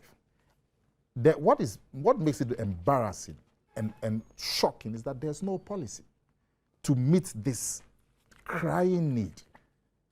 Kojo, in 2008, the government of the NPP, of which I'm a proud member, recognizing this huge unemployment issue, brought out the NYEP as a temporary measure to deal with the issue. But more permanently, we crafted a national employment policy with an action plan approved by cabinet. This is a copy. That's a copy of the national employment This policy. is the action plan. This is the action plan. Yes. January 2009. That talks about a program of activities designed to provide jobs for young people. It's a rich source of policy and programs that will begin to provide jobs. It talks about how you should mainstream employment in the evaluation of tenders, for example, so that when there's a tender document, you just don't look at the technical and the financial, but you look at the employment. so that you are shifting the responsibility to private contractors who want to tender. That before you get a public tender, you must be able to show how many jobs you're going to provide. And a lot of other things. The NDC Green Book says, I think in their first year, they created about 1.7 million jobs. When the minister came to Parliament and they asked, the Minister for Employment, when he came to Parliament and they asked me, he said, we should forget about that matter, it's old news. So you have a situation where the government doesn't have any plan to meet this crying need of the hundreds of thousands of Ghanaian young people who come onto the job market. You take education, the standards are falling. Take BEC, let me show you the results. 2008, BEC, the pass percentage was 62. 2008, if you like, I can give you from the 05. So 2005, 62%. 2006, 62%. 2007, 61%. 2008, 62%. Then it started dropping. Source. Ministry of Education. 2009. 2000. I mean, can just quote the Ministry of Education with documents. You can't just say Ministry of Let him Education. proceed. We run a fact check here. If he spews out any untruths, we would correct Joy it. FM. We've done it several times on this program. Thank so you, Kojo. You go Thank ahead. It's Go ahead. important that you source. Please, Go ahead. Kojo is here. Go ahead. They will run a fact Go check ahead, Nana. on your submission as well. 2009, it dropped to 52%, the first time in 5 years. Good. 2010, the pass rate for BEC dropped 47%. As for the secondary school level, the most startling results are the ones that came out 2 years ago for the 4-year program. The best of all of SHS results for 10 years. And this year, the SHS result, the second batch of the 4-year will be graduating this year. The results are startling. You see, so these results are coming out despite the government's own policy. The government has now shifted it back to 3 years. But you see, the crucial, beyond the falling standards, as I've shown you by the results, and you can't deny the results. Your propaganda will never deny the results. That the BEC pass rates are falling, and that the SHS, the 4-year results are much better than the 3-year. You can't. There's no propaganda you can do that can meet it. The problems that we face in education, Kojo, you see this phenomenon of street children selling imported chewing gum. It's a direct result of the JHS concept. Because you see, when you start class 1 and you get to the BEC, which is the termination point of basic education, 150,000 on average, Ghanaian children fail the BEC. They are not able to proceed to secondary school. Now, when you fail the BEC, the first termination point, you are about 14, 15 years of age. Physically, you are not ready for the world of work. You only have education up to JHS level. So you don't have any, your mind itself is not ready for the world of work. So they fall onto the streets. The NPP says we would extend basic education to secondary school so that when the Ghanaian child starts from kindergarten and goes to class 1, they will go to BEC, they will go to secondary school. That is the termination point of basic education. When you get to the BEC level, the assessment, what you do is an assessment that will decide whether you go to Mfansipim or you go to Odogono Secondary School or you go to Nsutem Secondary School. But everybody will be moved on to secondary school so that if you don't have any education at all, it is at secondary school level. By that time, you'll be 19 years, 18 years, 20 years. Physically, you'll be ready for the world of work. Mentally, you've got education up to an appreciable level of secondary school. About the cost and feasibility, but I'm not sure that's where we're going to go now. Finally, touch on health for me. On the subject of health, you think your record compares better? The NPP record speaks for itself. We brought a free maternal health care. The one big problem we had in health delivery was the exodus of doctors. We established the graduate school training, and that has stemmed demonstrably the exodus of Ghanaian doctors going abroad to study medicine and causing a brain drain among doctors. The establishment of the graduate school has stabilized it. But of course, the seminal achievements of the NPP as far as healthcare is concerned is the National Health Insurance Program, which provided healthcare universally. The Americans are trying to do it with Obamacare and they're having problems. We achieved it on one stroke. There are problems now with it. Nana Akufo-Addo mentioned it, that there are problems with the National Health Insurance confidence is falling, numbers are falling, people are getting disgruntled, cash and carry is coming back. There have been all kinds of propaganda to poo-poo what Nanado said. What Nanado said is the stark reality, the stark truth. They say, though, the numbers are 22 million, so how can national health insurance be falling? How can the patronage be falling when the numbers have gone to 22 million? It is not true, Kojo. I have in my hand here. Now leave it with you so that the next propagandists will not come here and throw figures at you. This is the report of the National Health Insurance Authority, the 2010 report. Yeah, in 2012. Yeah. Oh, don't worry about it. Quickly, I have to Don't worry move. about- You've done 15 minutes already. I have to move, just so quickly. Let me just look at it here. In 2008, it talks about the active members on the scheme at 9.9 million. In 2010, it talked about the active members in the scheme falling to 8.1 in 2010. A fall of almost 2 million members. And then they are telling us that in 2011 it jumped to 22 million. It cannot be true. But you see, the problem with the NHI, I mean, the Sly Mensah and his people are doing good work at the health authority. The problem is the timely release of funds from the center to the authority to be able to pay the claims. As we speak, the last time claims were paid was in April 2012. It's now August that they are processing claims. So when hospitals and health centers offer the service and they have to wait 5 months to get paid, they stop accepting the NHS. Nana has for the last 15 minutes been explaining to us, Elvis, let me just conclude. Kojo, last week, an NHIS staff member was knocked down by a car. They took this gentleman to Kolebu, an accident victim. Accidents and emergencies are covered under NHIS. Because the Kolebu people didn't have confidence, they demanded a deposit. The trouble of finding the deposit and all the up and down, the gentleman died. You help us obviously find out who it is and verify the story you're telling us. The public has lost confidence in the health insurance because of the untimely release. For the of last funds 60 to minutes, the Nana authority. Kumi has been making the point that should people decide to vote on integrity or honesty, or on jobs, education, or health, their record is better than yours. Elvis. Interesting, isn't it? Well, the facts are there. They speak for themselves. First of all, let me deal with honesty and integrity. You look at the track record of our president, and this is somebody who started his political career, member of parliament 3 times, and when you go to Bole Bamboy, you can see physical, tangible achievement, things that he has done, okay?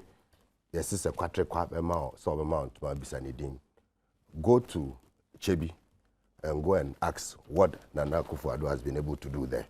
And at the appropriate time, we will show people what Nana Akufo-Addo, the state in which Chebi is, for all the time that he was in parliament, no development. Bole today, the reason why Bole Bamboy is on everybody's lips is because at the time John Mahama was a member of parliament, he did so much. They even have an FM station. He was Deputy Minister of Communications, became a Minister of Communications. Today, one of the fastest growing sectors of our economy is the telecom sector. The policies and programs and reforms that came in the telecom sector were spearheaded by him. When you look at VAT today, the VAT that the MPP, yes, somebody created a policy environment for him to bring it. If the policy environment was not conducive, he couldn't have brought it in. VAT that we're talking about today. The VAT, please allow me. John, give him room to buttress later. John, at the time that he was the communications minister, okay, he was the deputy in charge of the communication of the VAT. And today we are getting a lot of money from VAT. The Get Fund and all those things that they are talking about, they want to get money from VAT. And in terms of consistency, in terms of his character, his demeanor, this is somebody who, all through his political career, he's been very calm, cool, submissive. Yes, but that's probably his ability to deliver. That's not integrity and honesty. No, that is, integrity and honesty has to do with character. I'm talking about his character. Character and delivery, they go hand in hand. It's his character, his demeanor. You've never seen him raise his voice, not even once. It's incredible. We raise our voice every day. Sometimes I wonder how he does it. Throughout his life, he's lived in the public life consistently all these years, never raised his voice. compare him to our friends on the other side. All die be die, yeah, I can afford there and all that. And when people in his party go out and say that some tribes, West and Ghana should be annihilated, they don't have the courage to call them and censure them. At least John Mahama publicly said that, look, his communication team must follow his trajectory, okay?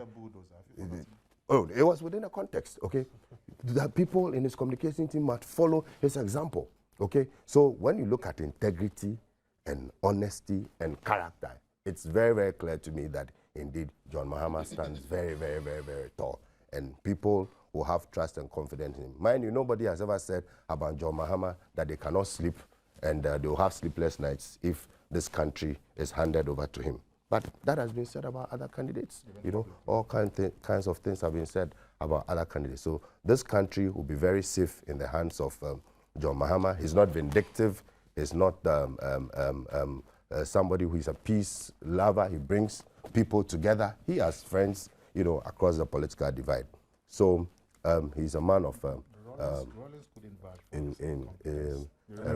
at the BBC. Nana, let him make his point. No, I'm just reminding you you. have room to buttress but later. the same Rawlings also came and praised him for delivery. And you know the same Kumsin. Do you know the same? You know what the same Rawlings vouched for him at our Congress. Yeah, but you know what Kumsin has said about Nanado? Well, Nana, I mean, let him make his point. Let him make his We point. have it in the public domain. Let him make his point. He cannot sleep. He cannot sleep. If what he has said subsequently, you don't know. I don't know. This is what is in the public domain. Say he cannot sleep. Nana, you had 16 if this minutes. country Let him is have a handed say. over to Nana Akufo-Addo, he cannot sleep. So for us, it's very clear that when it comes to and integrity and honesty are very important because you are handing over the reins of power to somebody. This is the commander-in-chief. He can declare war. So that's why in the U.S. they pay a lot of attention to integrity and honesty. You see, you are handing all the resources, our gold, our mineral resources and everything, you are handing it over to somebody. So the person's integrity and character are critical and somebody who can maintain a national cohesion. You need peace. You need peace as a prerequisite for national development.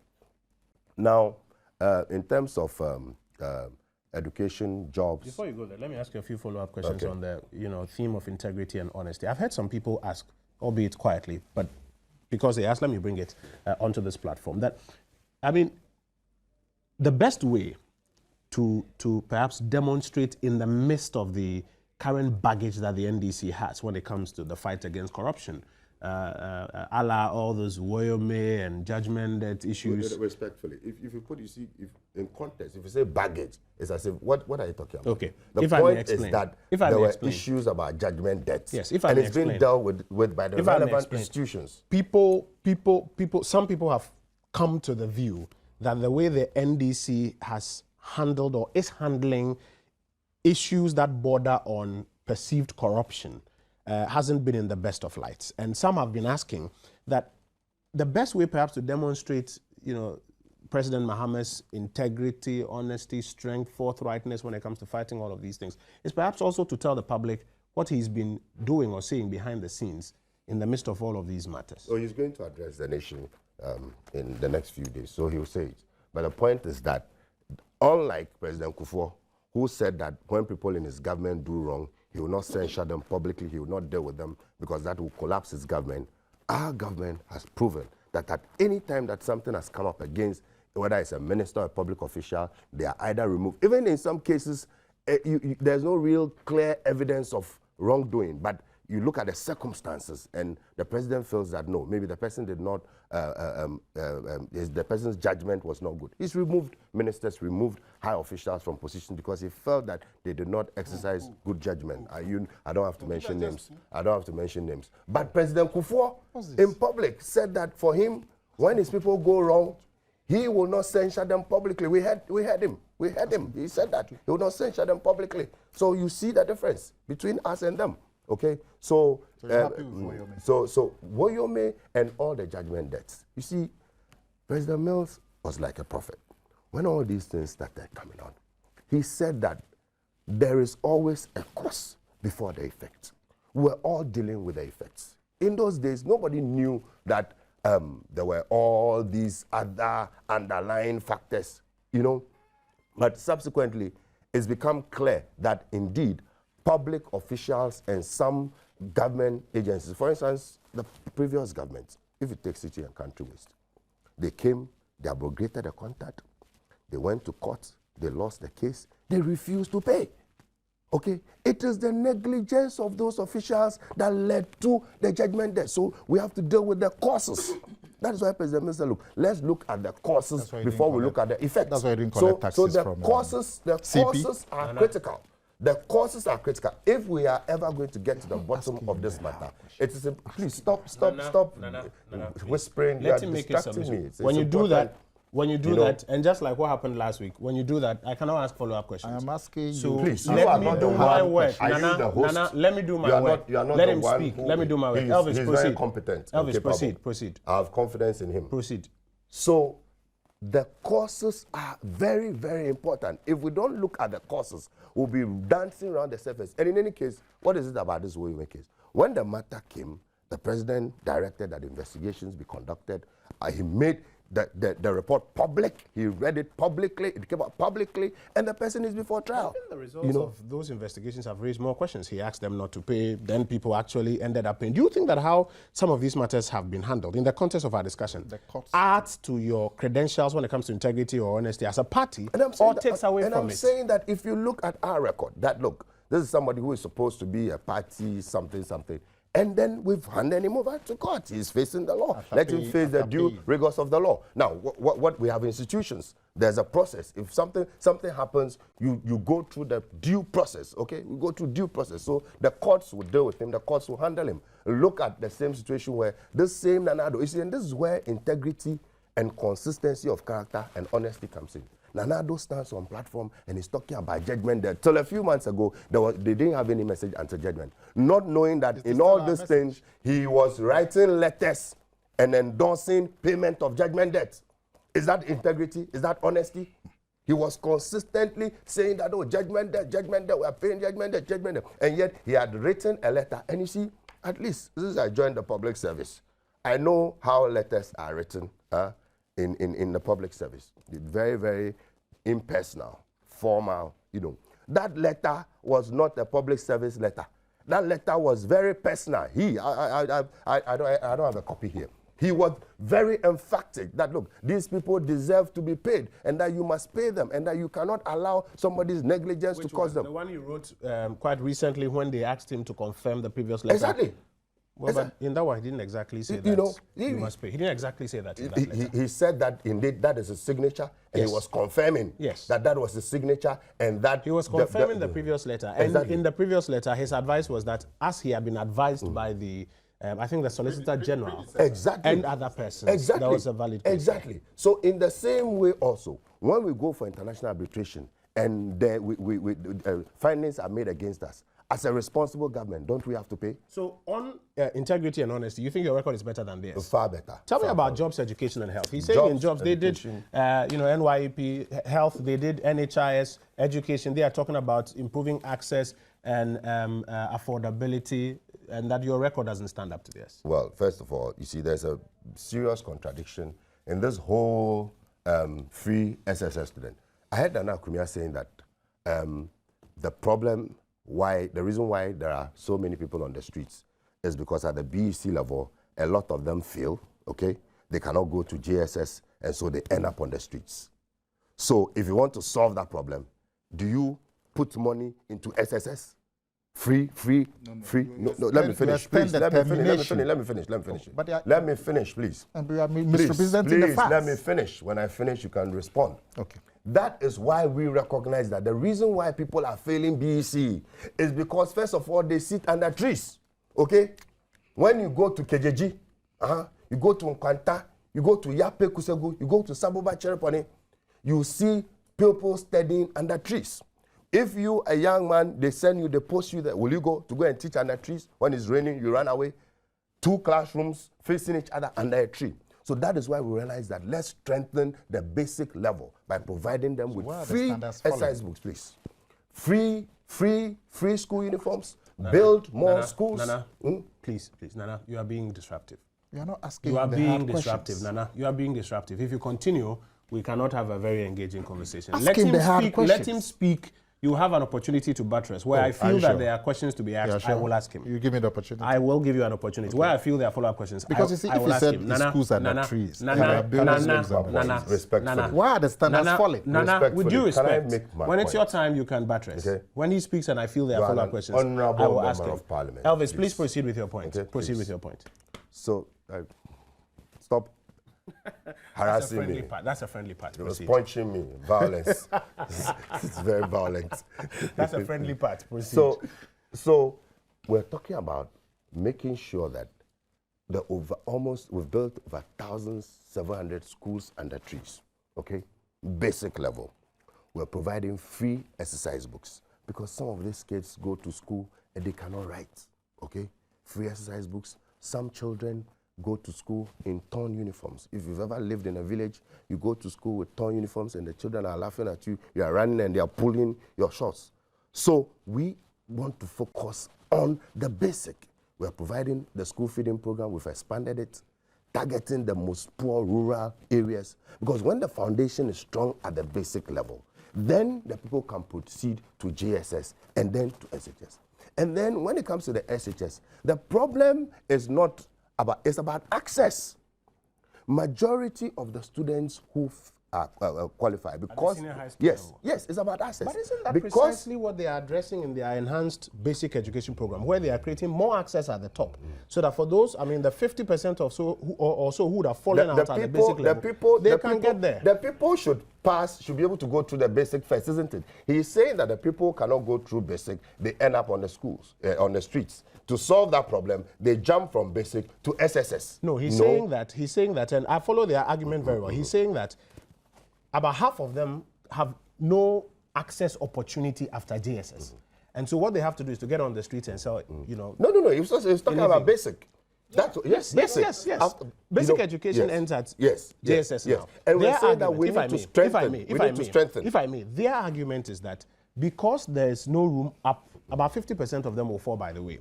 So one of their answers is that create more room up so that they don't have to fall by the way. Instead of getting onto the streets and doing all sorts of funny things, they will now have to go to senior high school, mandatory, create more access at the top. It's no longer a pyramid. Create more access at the top. That's one. Number two, isn't it? Number two, Kojo, are you talking about mass migration? Whether you pass or not, just go to SSS for the sake of going to SSS. Let me explain my understanding of the argument, and then you can react. Number two, where they cannot pay, then you make it affordable. You pay for them. But the point is that, you see, the person must be able to go through from the basic school level to the GSS and pass to enter the next level. We're saying that that is where the problem is. So that is why our policies are focused on strengthening those things. Building the schools, providing free school uniforms, providing free meals, providing free exercise books, etc. So that we build and strengthen this thing. Now, when it comes to health, you know, we have done so much in the health sector. The NHIS that is talking about, when we came, the NHIS was in crisis. There were all kinds of loopholes and leakages in the NHIS. So we had to put in measures to seal those holes. And indeed, I can tell you an experience. An insurance system, if you do not have, you know, measures to stop leakages. For instance, when I was SRC president, we tried an insurance system in the university. And what we found out was that over a certain period, people were always going to hospital and bringing bills. Within a short time, it collapsed. So that is why the NHIS people are bringing in the capitation and trying to reform the system so that you see the holes. But in terms of major challenges, of course, there are challenges in every institution. Anything that you're doing, there will be challenges. It's an evolving system. He himself said that in the UK, everywhere that they've been doing this, there are challenges. It's something that is evolving, but they're doing a good job. Now, in terms of access, okay, we have built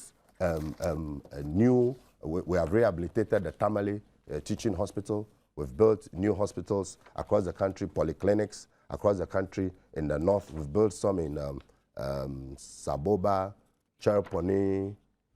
Let me just get the And these were projects that were started in 2009 and completed now? Yeah, yes. 5 new polyclinics. Wichau, Babile, Ko, Lambusie, and Hain.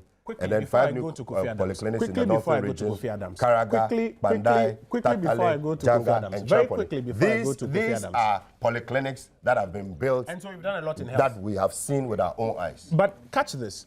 If health is such a big deal, according to the Afrobarometer report to people, one of their biggest health promises in 1999-2000 was the NHIS, which they implemented, albeit some leakages, as you mentioned. Your biggest promise under health, if I recall, correct me if I'm wrong, was single one-time payment. You are almost at the end of your tenure.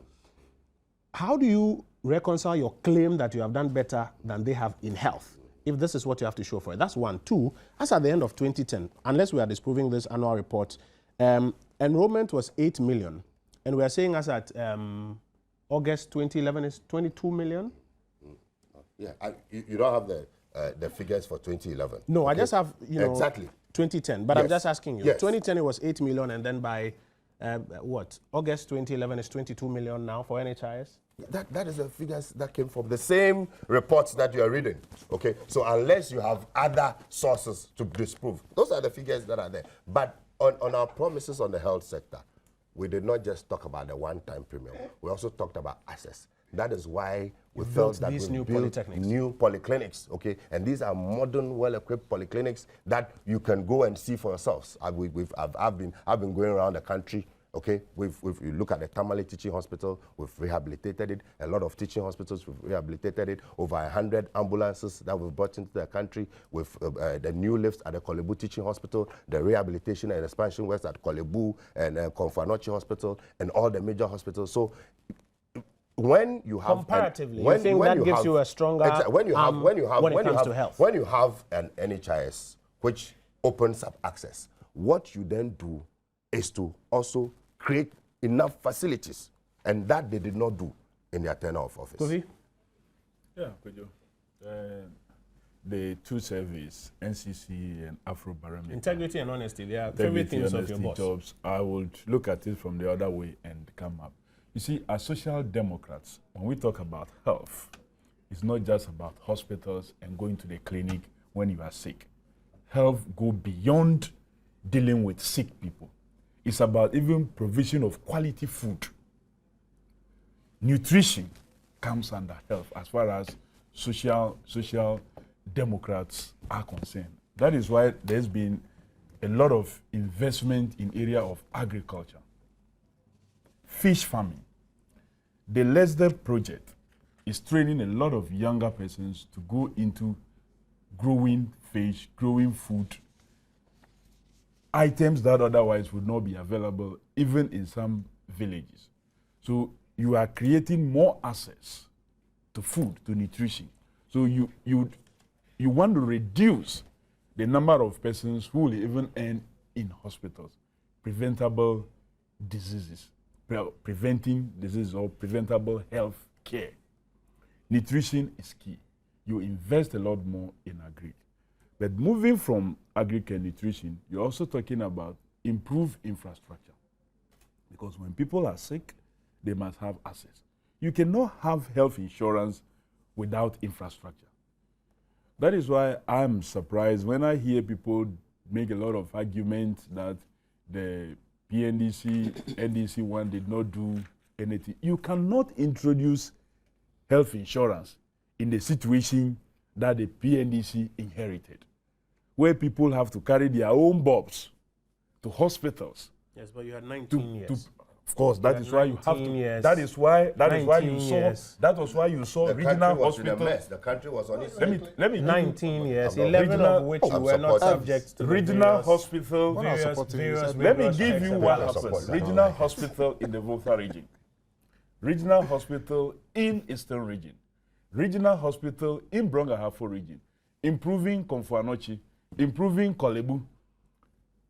Improving the Western regional hospitals and many other districts and urban hospitals. Yes, but you know, sometimes I have this problem when people are counting their eggs. You count the eggs, but you don't count the resources and the time that you had to produce those eggs. That is why I'm coming through. I'll come to that. So you lay this solid foundation and spread it.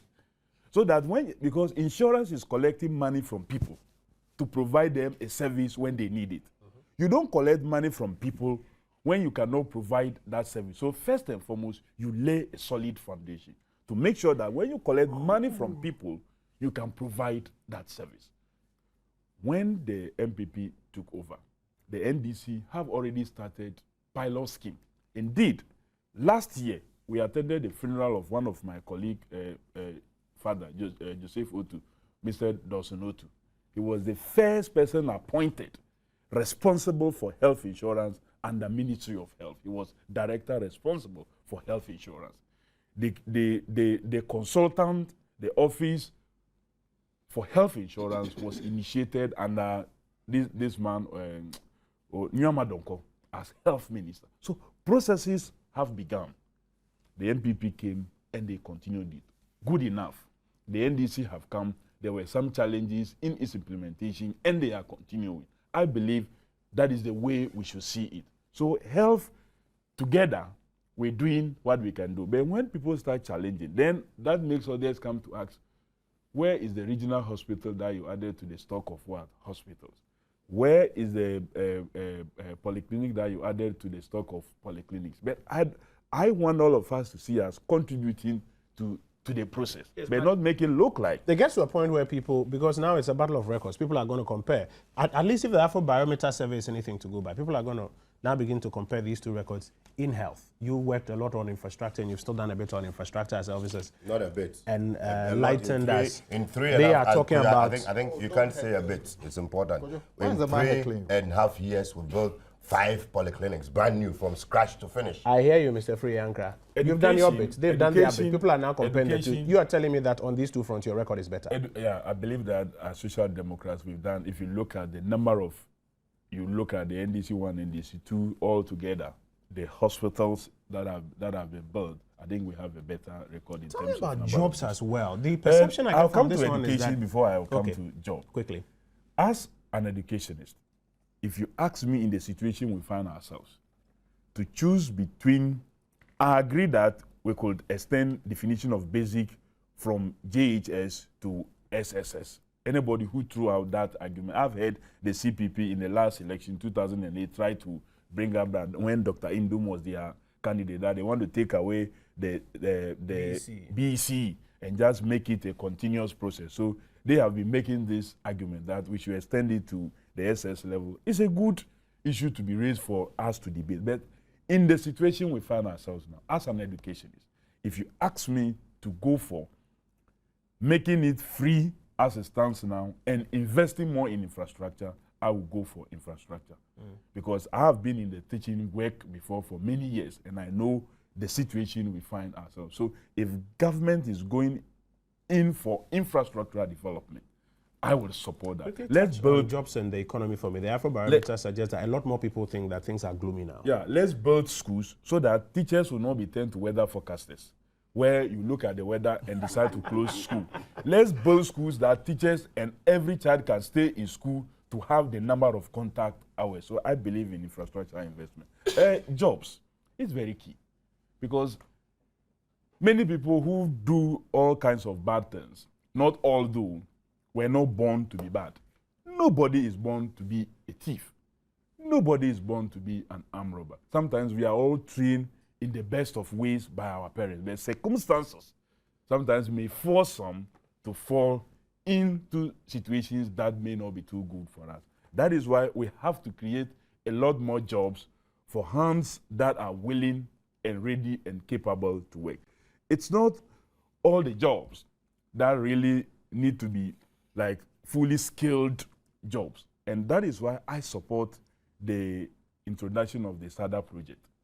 Because if it is done and done well, what you do is that if we don't get youth migrating from the south to the northern part of the country, which has even larger lands to engage them, we will at least stop the migration from the north down south. That puts pressure on minimal resources that you will have in the south. So jobs in the area of agric, we must create marketing opportunity. And that is where I believe that the local government, the Ministry of Education, should have a way of linking the school feeding program to agriculture marketing so that as farmers produce, they can have stable, good markets for their produce at the local level. When you do that, then they are assured of good price, so they will be motivated to continue doing what they are doing. And in one of such areas, I believe that they've done so well in terms of even this green, the buying of the rice, the maize, and the rest through the national buffer stock. I think that they've given some assured marketing prices for the farmers. So we need to extend it to other areas, like we've done very well in the cocoa, shea nut. Now shea nut also has some kind of a good pricing for them. They are sure that when they go into in spite of this, the World Bank country report says unemployment is still high. The Afrobarometer report says a lot more people now think that things are gloomy. With people, a drop of water in the sea. You'd realize that these days, news and some kind of information spread so widely. Sometimes people who are talking about it themselves may not be feeling it. This is not to say that unemployment is not a challenge. Unemployment is a challenge, and the government must confront it head on. A lot of initiatives have been put there, like I mentioned earlier, the LESDEP, the skill training program for the young persons being run by the local government ministry and a few others. It's not, they are doing the best, but it's not enough. We need to do more, and I believe that as we move on, this much more will have to be added. Your boss has spoken a lot about integrity and honesty. To be able to achieve all this, you need to have a leader that has high integrity. Yes, which is what I'm coming to. Your boss has spoken a lot about that. Do you think that in spite of what he said, your party's record, who you can vouch for? You know what? I always tell people, me, I'm educationist, so I use education as if you are a teacher, you are teaching a class, and you know a pupil that used to make 90% or is a 90 student, then all of a sudden that student is making 75. 75 may still be A, but you as a teacher, you'll be worried because this is a 90 student. So why is the reason for you to have dropped to 75? It doesn't mean that because that child is making 75, when there's a quiz for the school, you go and take a child that is making 50% to go and represent the school. I understand your parable. So, no. We don't have much time. To talk about jobs. We don't have much time. You have 16 minutes, my boss. Let me go to questions. So, integrity, because I needed follow-up. Integrity is key. Integrity is key. And I believe that the NCC survey that integrity and honesty will determine the vote is very important, and that all our leaders must take this very serious. Well, I appreciate the fact that on this table we have the NDC and the NPP represented, and perhaps it's looking as so. That's why it's looking as if it's a contest between the two. If we are talking of integrity, honesty, education, health, and jobs. So we are doing here a public comparative assessment of their track record. Otherwise, there are other parties out there. There are other candidates out there. There are two NDC.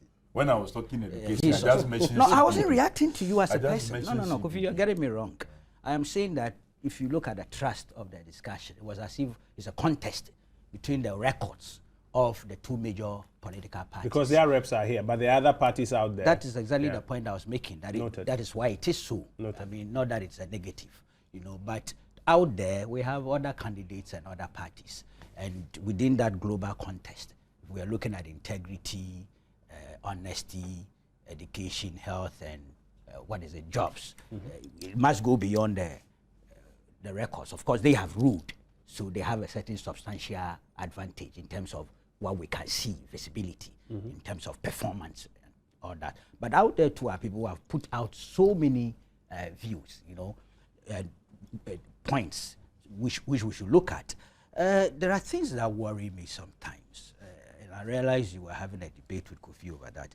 See, some of the polyclinics that my brother is talking about, my information is that they did not begin under the Mills administration, or if you like, the industry administration. Really? Because I was asking whether they were I am told on authority that they did not begin. They may have completed it, continued and completed. Some those in the north, he mentioned them. But mentioned them. No, please. You must rebut we will with soon. facts. It doesn't matter, but I have put this on record, and it's verifiable. If it is verified, you will see that you've continued and completed, and it's good for our good governance practice. The Sri Pony and the Jirapa one. The Sri Pony, when was it started? because it's on record. I've heard The people Tripoli who Polyclinic worked on was those started in projects NPP's time. say so before. And you know it. It's good that you come, you continue, and you complete. Look, for instance, this hospital at the Teshi Nungwa was the name. Yes. If you go into the records, you will see that Kwashiga, as health minister, signed the memorandum of understanding and the agreement with the Chinese. It was a grant.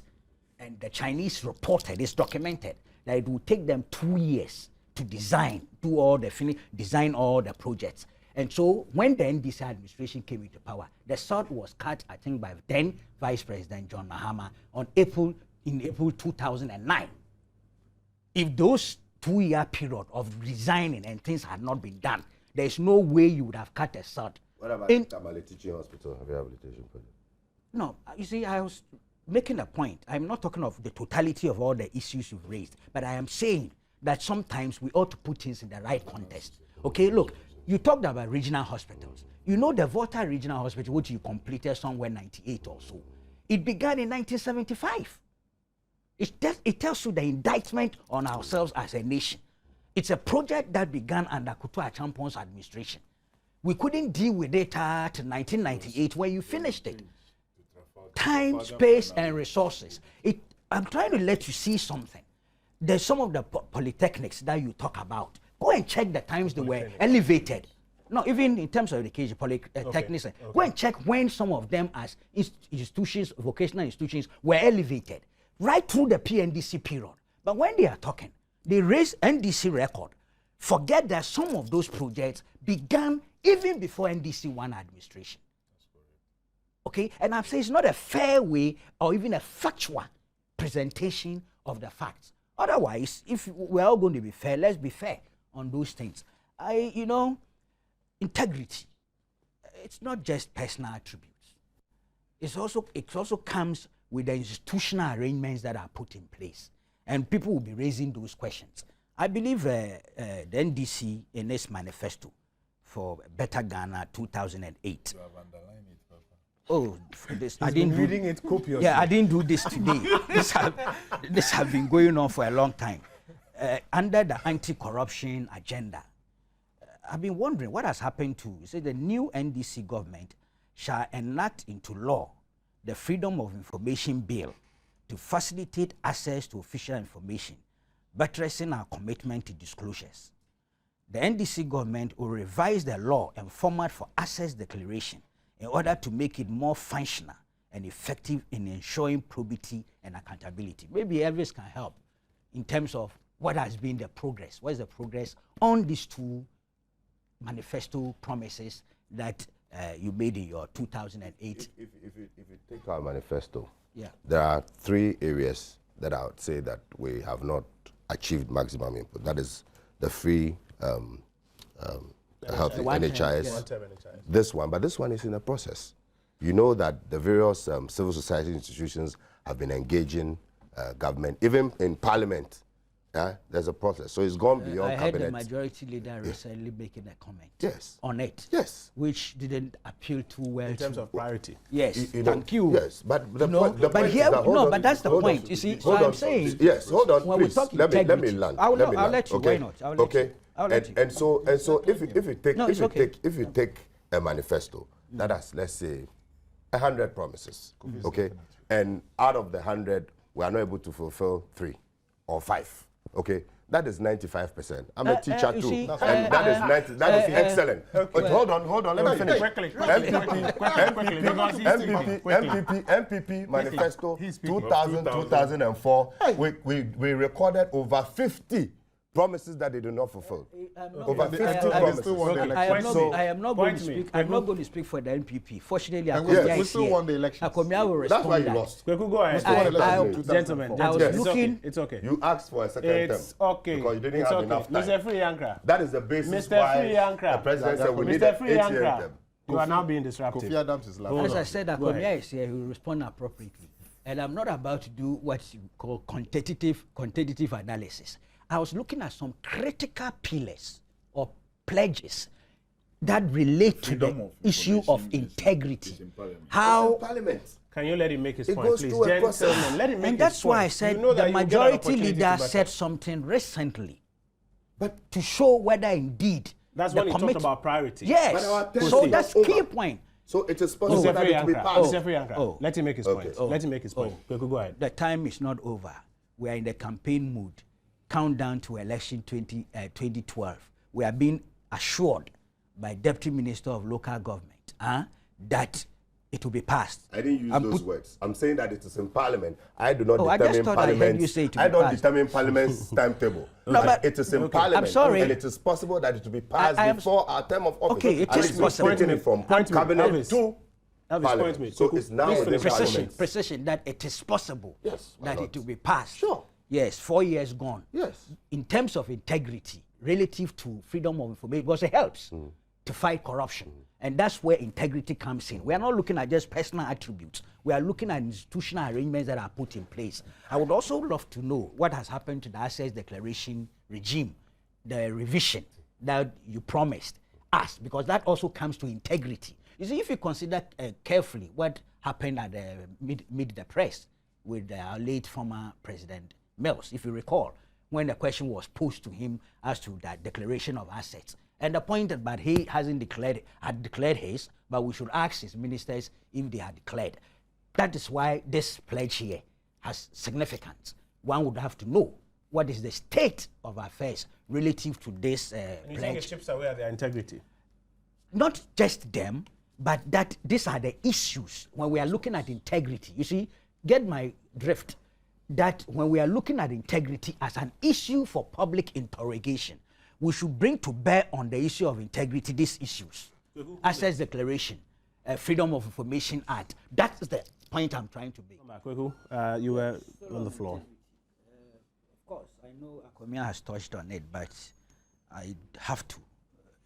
And I'm not going to go for the specific in terms of the Woyome matter as such or whatever.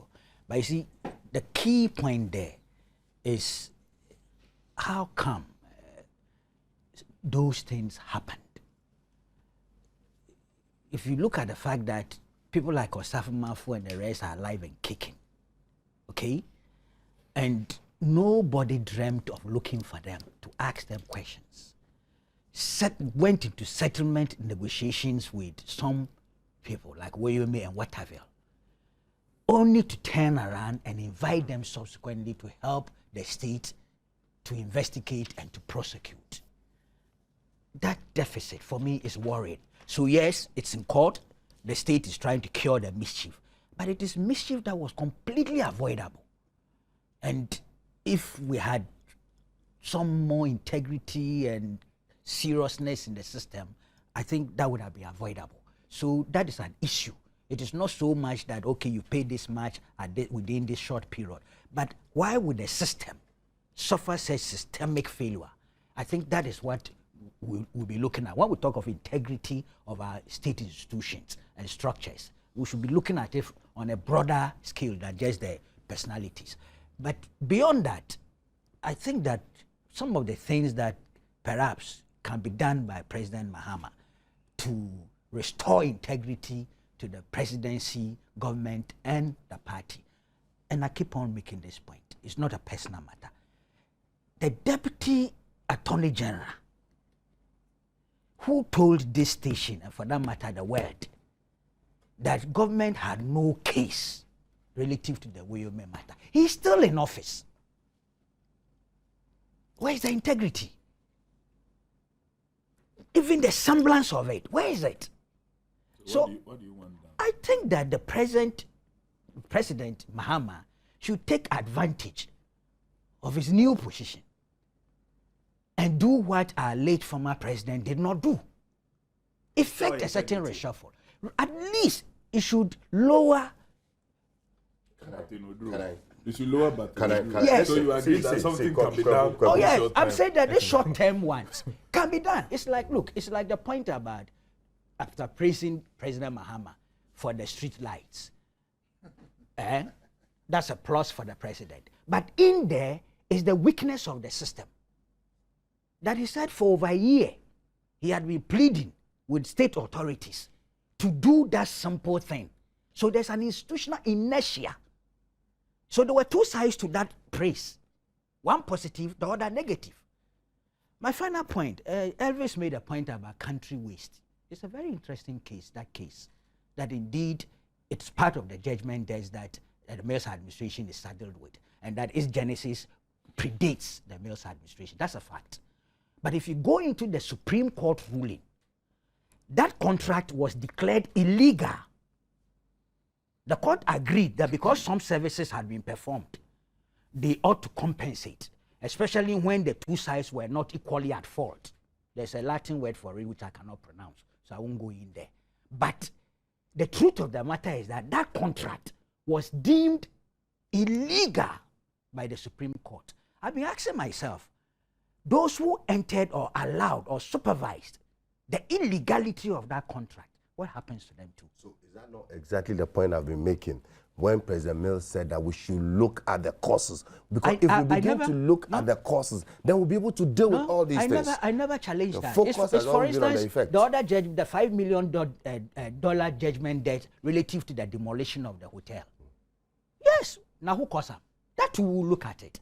All those things are important, regardless of the political color that those judgment debts came with. If we want integrity in the public sector and in the institutions, then that's the way to look at it.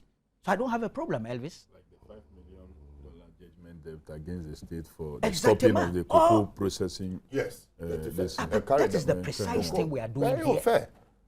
That's precisely what we are doing don't here. you get the feeling Unfortunately, that case was won when Kufuor was in office. Don't you get the feeling, Kweku?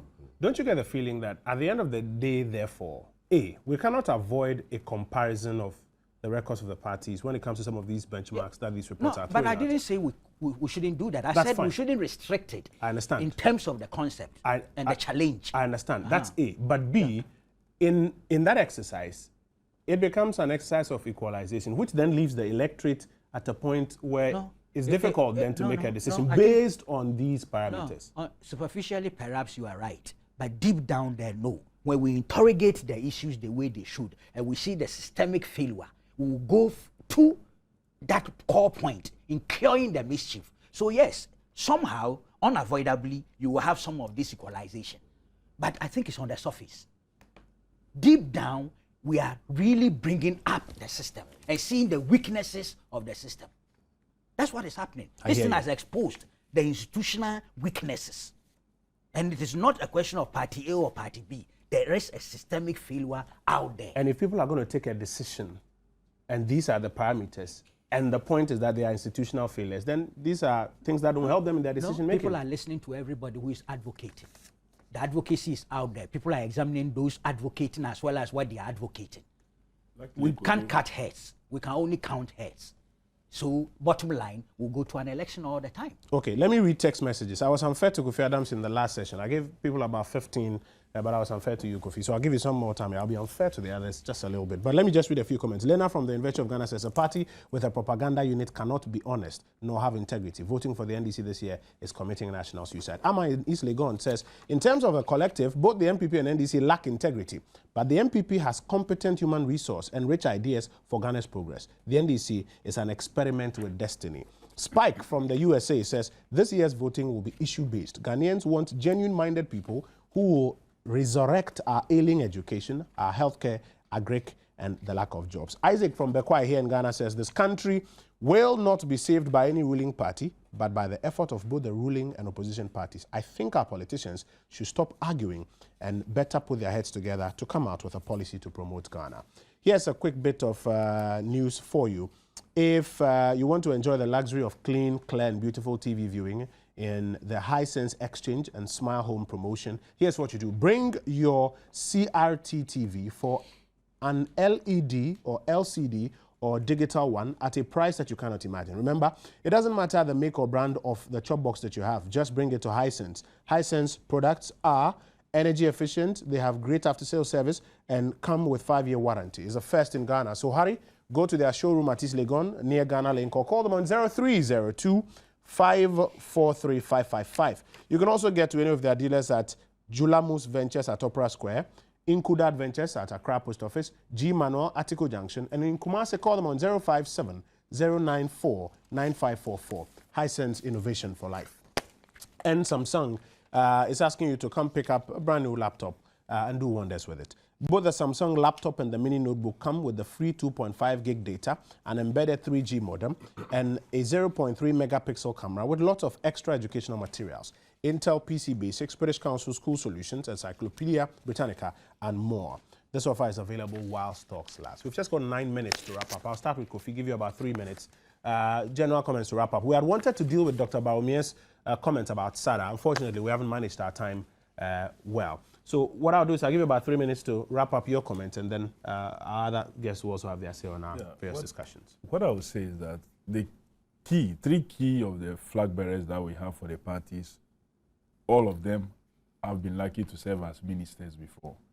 So people will be looking at reforms that they introduce in their various institutions and how such reforms have helped the country to move on. I.e., if you take John Dramani Mahama as communication minister, what are the reforms? What is happening to our telecommunication industry today? People will be looking at that. If you take Nana Addo Dankwa Akufo-Addo, people will be looking at him as Attorney General and Minister of Foreign Affairs. You take Papa Kwesi Indom, Energy Ministry and Manpower. Is it there was another ministry, public sector.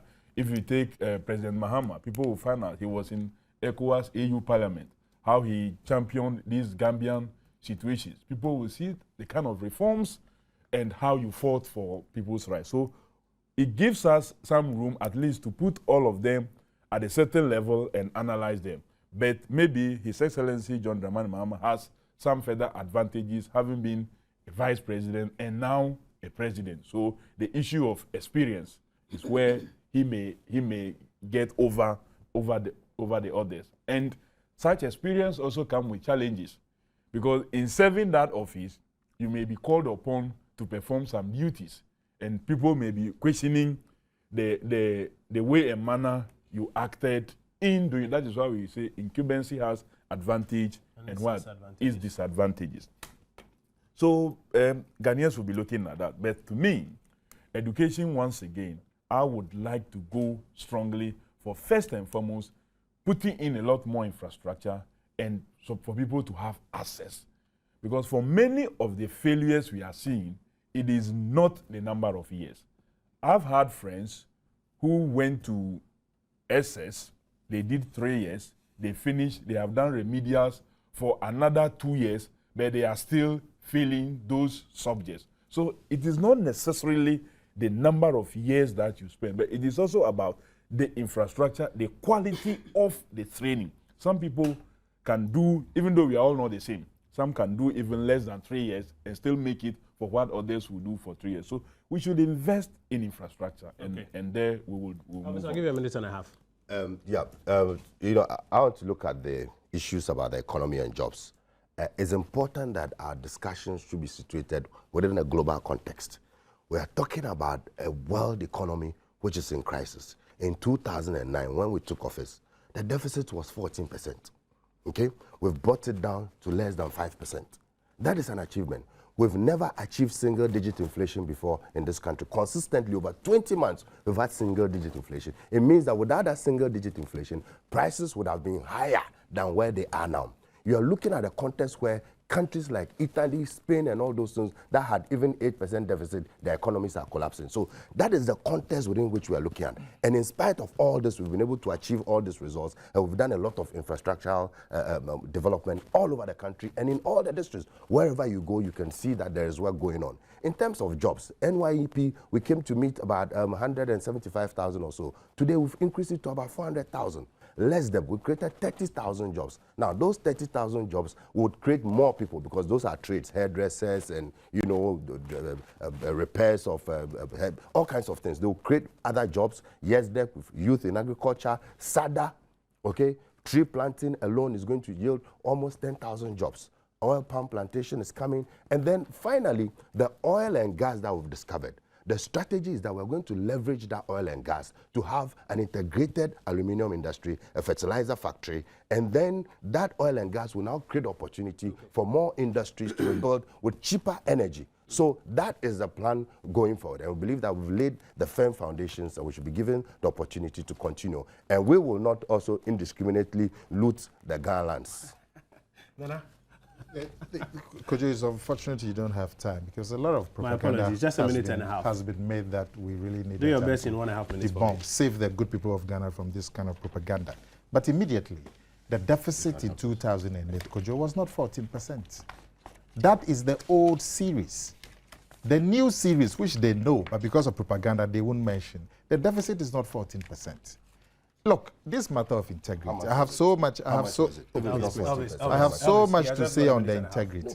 But you see, Kojo, there's so much to say on the integrity matter. Even Woyome, the government ministers and officials were defending Woyome. It's not just Martin Odro. Until the documents kept coming that showed clearly that the man had no contract. They were defending. They were even on this program. They were defending Woyome. But you see, oh please, but what is this? But please, Elvis. But please, Kojo, Kojo, on the matter of integrity. No, please, please. On the matter of integrity, even J.J. Rawlings, ex-president, founder of the NDC, just last Saturday, is saying that there's no integrity in government. He didn't say that. Oh. That's your interpretation. So, Elvis. Nanado has been member of parliament 3 times. John Mahama has been member of parliament 3 times. And yet these were able to tell us that one person was a better MP than the other. You don't understand it. Where is it coming from? Perhaps they're looking at development in their The constituencies. new Nanado's free education policy and determination. Now, after this program, I'll take my time to let Elvis know what it involves. But every year, we'll be voting, please, every year, we'll be voting over 600 million cedis for infrastructure over the 4 years. You said so 78 million. In conclusion, you don't in understand, conclusion, you wrap don't up for me, understand wrap it. up for That's what me. I'm saying. We have to wrap up. In conclusion, the founder of the NDC himself, he says that these people, they have no integrity, and if John Mahama wants to win, he has to restore that integrity. Let Elvis and the people go and find out what the integrity remiss is and correct it. You know, it's... So we should jail you. Your mics are on, gentlemen. Look, For me. to be honest, this country is lucky. Huh? If you look at the pool that we have to select from or elect, It's a rich pool. very rich one. The candidates and their running mates, fine gentlemen, competent people, good professionals. I think we are lucky as a nation that we have that kind of pool to choose from. That's all I would say. I hear you.